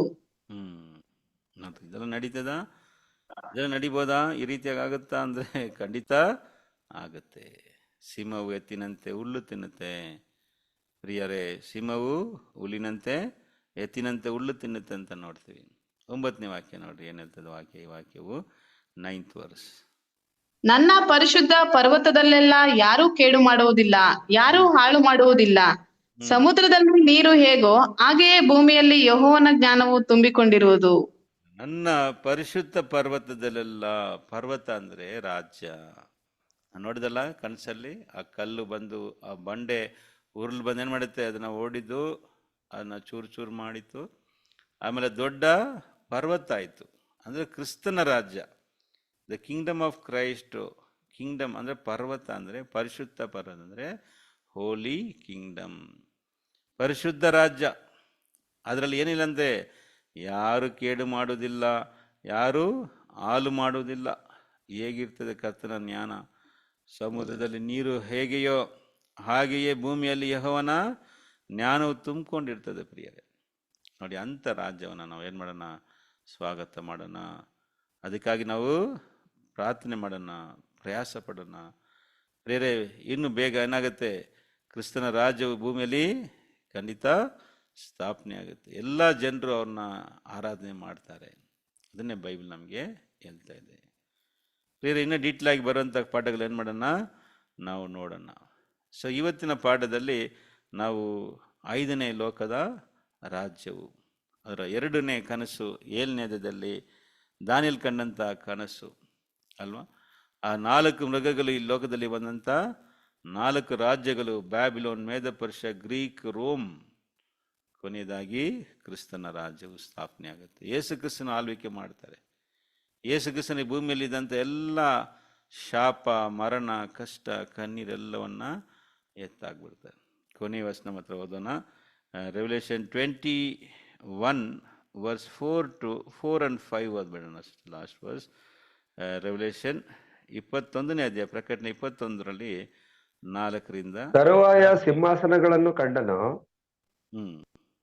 4 ತರುವಾಯ ಸಿಂಹಾಸನಗಳನ್ನು ಕಂಡೆನು, ಅವುಗಳ ಮೇಲೆ ಜನರು ಕೂತಿದ್ರು. 21ನೇ ಅಧ್ಯಾಯದಲ್ಲಿ 4-5 ವಾಕ್ಯ ಹೋದ್ರಿ. 21st okay chapter. ಸರ್. ಅವರ ಸರಿ. ಕಣ್ಣೀರನ್ನೆಲ್ಲ ಒರೆಸಿ ಬಿಡುವನು. ಇನ್ನು ಮರಣವಿರುವುದಿಲ್ಲ, ಇನ್ನು ದುಃಖವಾಗಲಿ, ಗೋಳಾಟವಾಗಲಿ, ಕಷ್ಟವಾಗಲಿ ಇರುವುದಿಲ್ಲ, ಮೊದಲಿದ್ದದ್ದೆಲ್ಲ ಇಲ್ಲದೆ ಹೋಯಿತು ಎಂದು ಹೇಳಿತು. ಆಮೇಲೆ 5ನೇ ವಾಕ್ಯ. ಆಗ ಸಿಂಹಾಸನದ ಮೇಲೆ ಕೂತಿದ್ದವನು, ಇಗೋ ಎಲ್ಲವನ್ನ ಹೊಸದು ಮಾಡುತ್ತೇನೆ ಅಂದನು. ನೋಡಿದ್ರ? ಮತ್ತು ಒಬ್ಬನು ನನಗೆ, ಇದನ್ನು ಬರೆ, ಈ ಮಾತುಗಳು ನಂಬತಕ್ಕವುಗಳು, ಸತ್ಯವಾದವುಗಳು ಆಗಿವೆ ಎಂದು ಹೇಳಿದನು. ಹೌದು ಪ್ರೀತಿಯ ಸರಸರೇ, ನಾವು ಓದಿದಂತ ಈ ಪಾಠ, ಈ ವಾಕ್ಯಗಳೆಲ್ಲ ಸತ್ಯವು. ಇದೇನಾಗುತ್ತೆ, ಖಂಡಿತ ಎಲ್ಲವೂ ನೆರವೇರುತ್ತೆ. ಖಂಡಿತ ದೇವರ ರಾಜ್ಯ ಬಂದೇ ಬರುತ್ತದೆ. ಅದರಿಂದ ಪ್ರಿಯ ಸರಸರೇ, ಈ ದಿನದಲ್ಲಿ ದೇವರ ರಾಜ್ಯ ಅಥವಾ 5ನೇ ಲೋಕರಾಜ್ಯ ಎಂಬ ಒಂದು ಟಾಪಿಕಲ್ಲಿ ಈ ಪಾಠವನ್ನು ನೋಡೋಕ್ಕೆ ದೇವರು ನಮಗೆ ಕೃಪೆ ಮಾಡಿದರು. ದೇವರ ಈ ವಾಕ್ಯಗಳನ್ನ ಆಶ್ರಯಿಸಲಿ.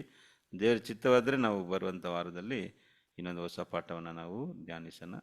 ಎಲ್ಲರನ್ನ ಕೂಡ ದೇವರು ಆಶ್ರಯಿಸಲಿ. ಆಮೇಲೆ ಓಕೆ, ಥ್ಯಾಂಕ್ ಯು ಬ್ರದರ್.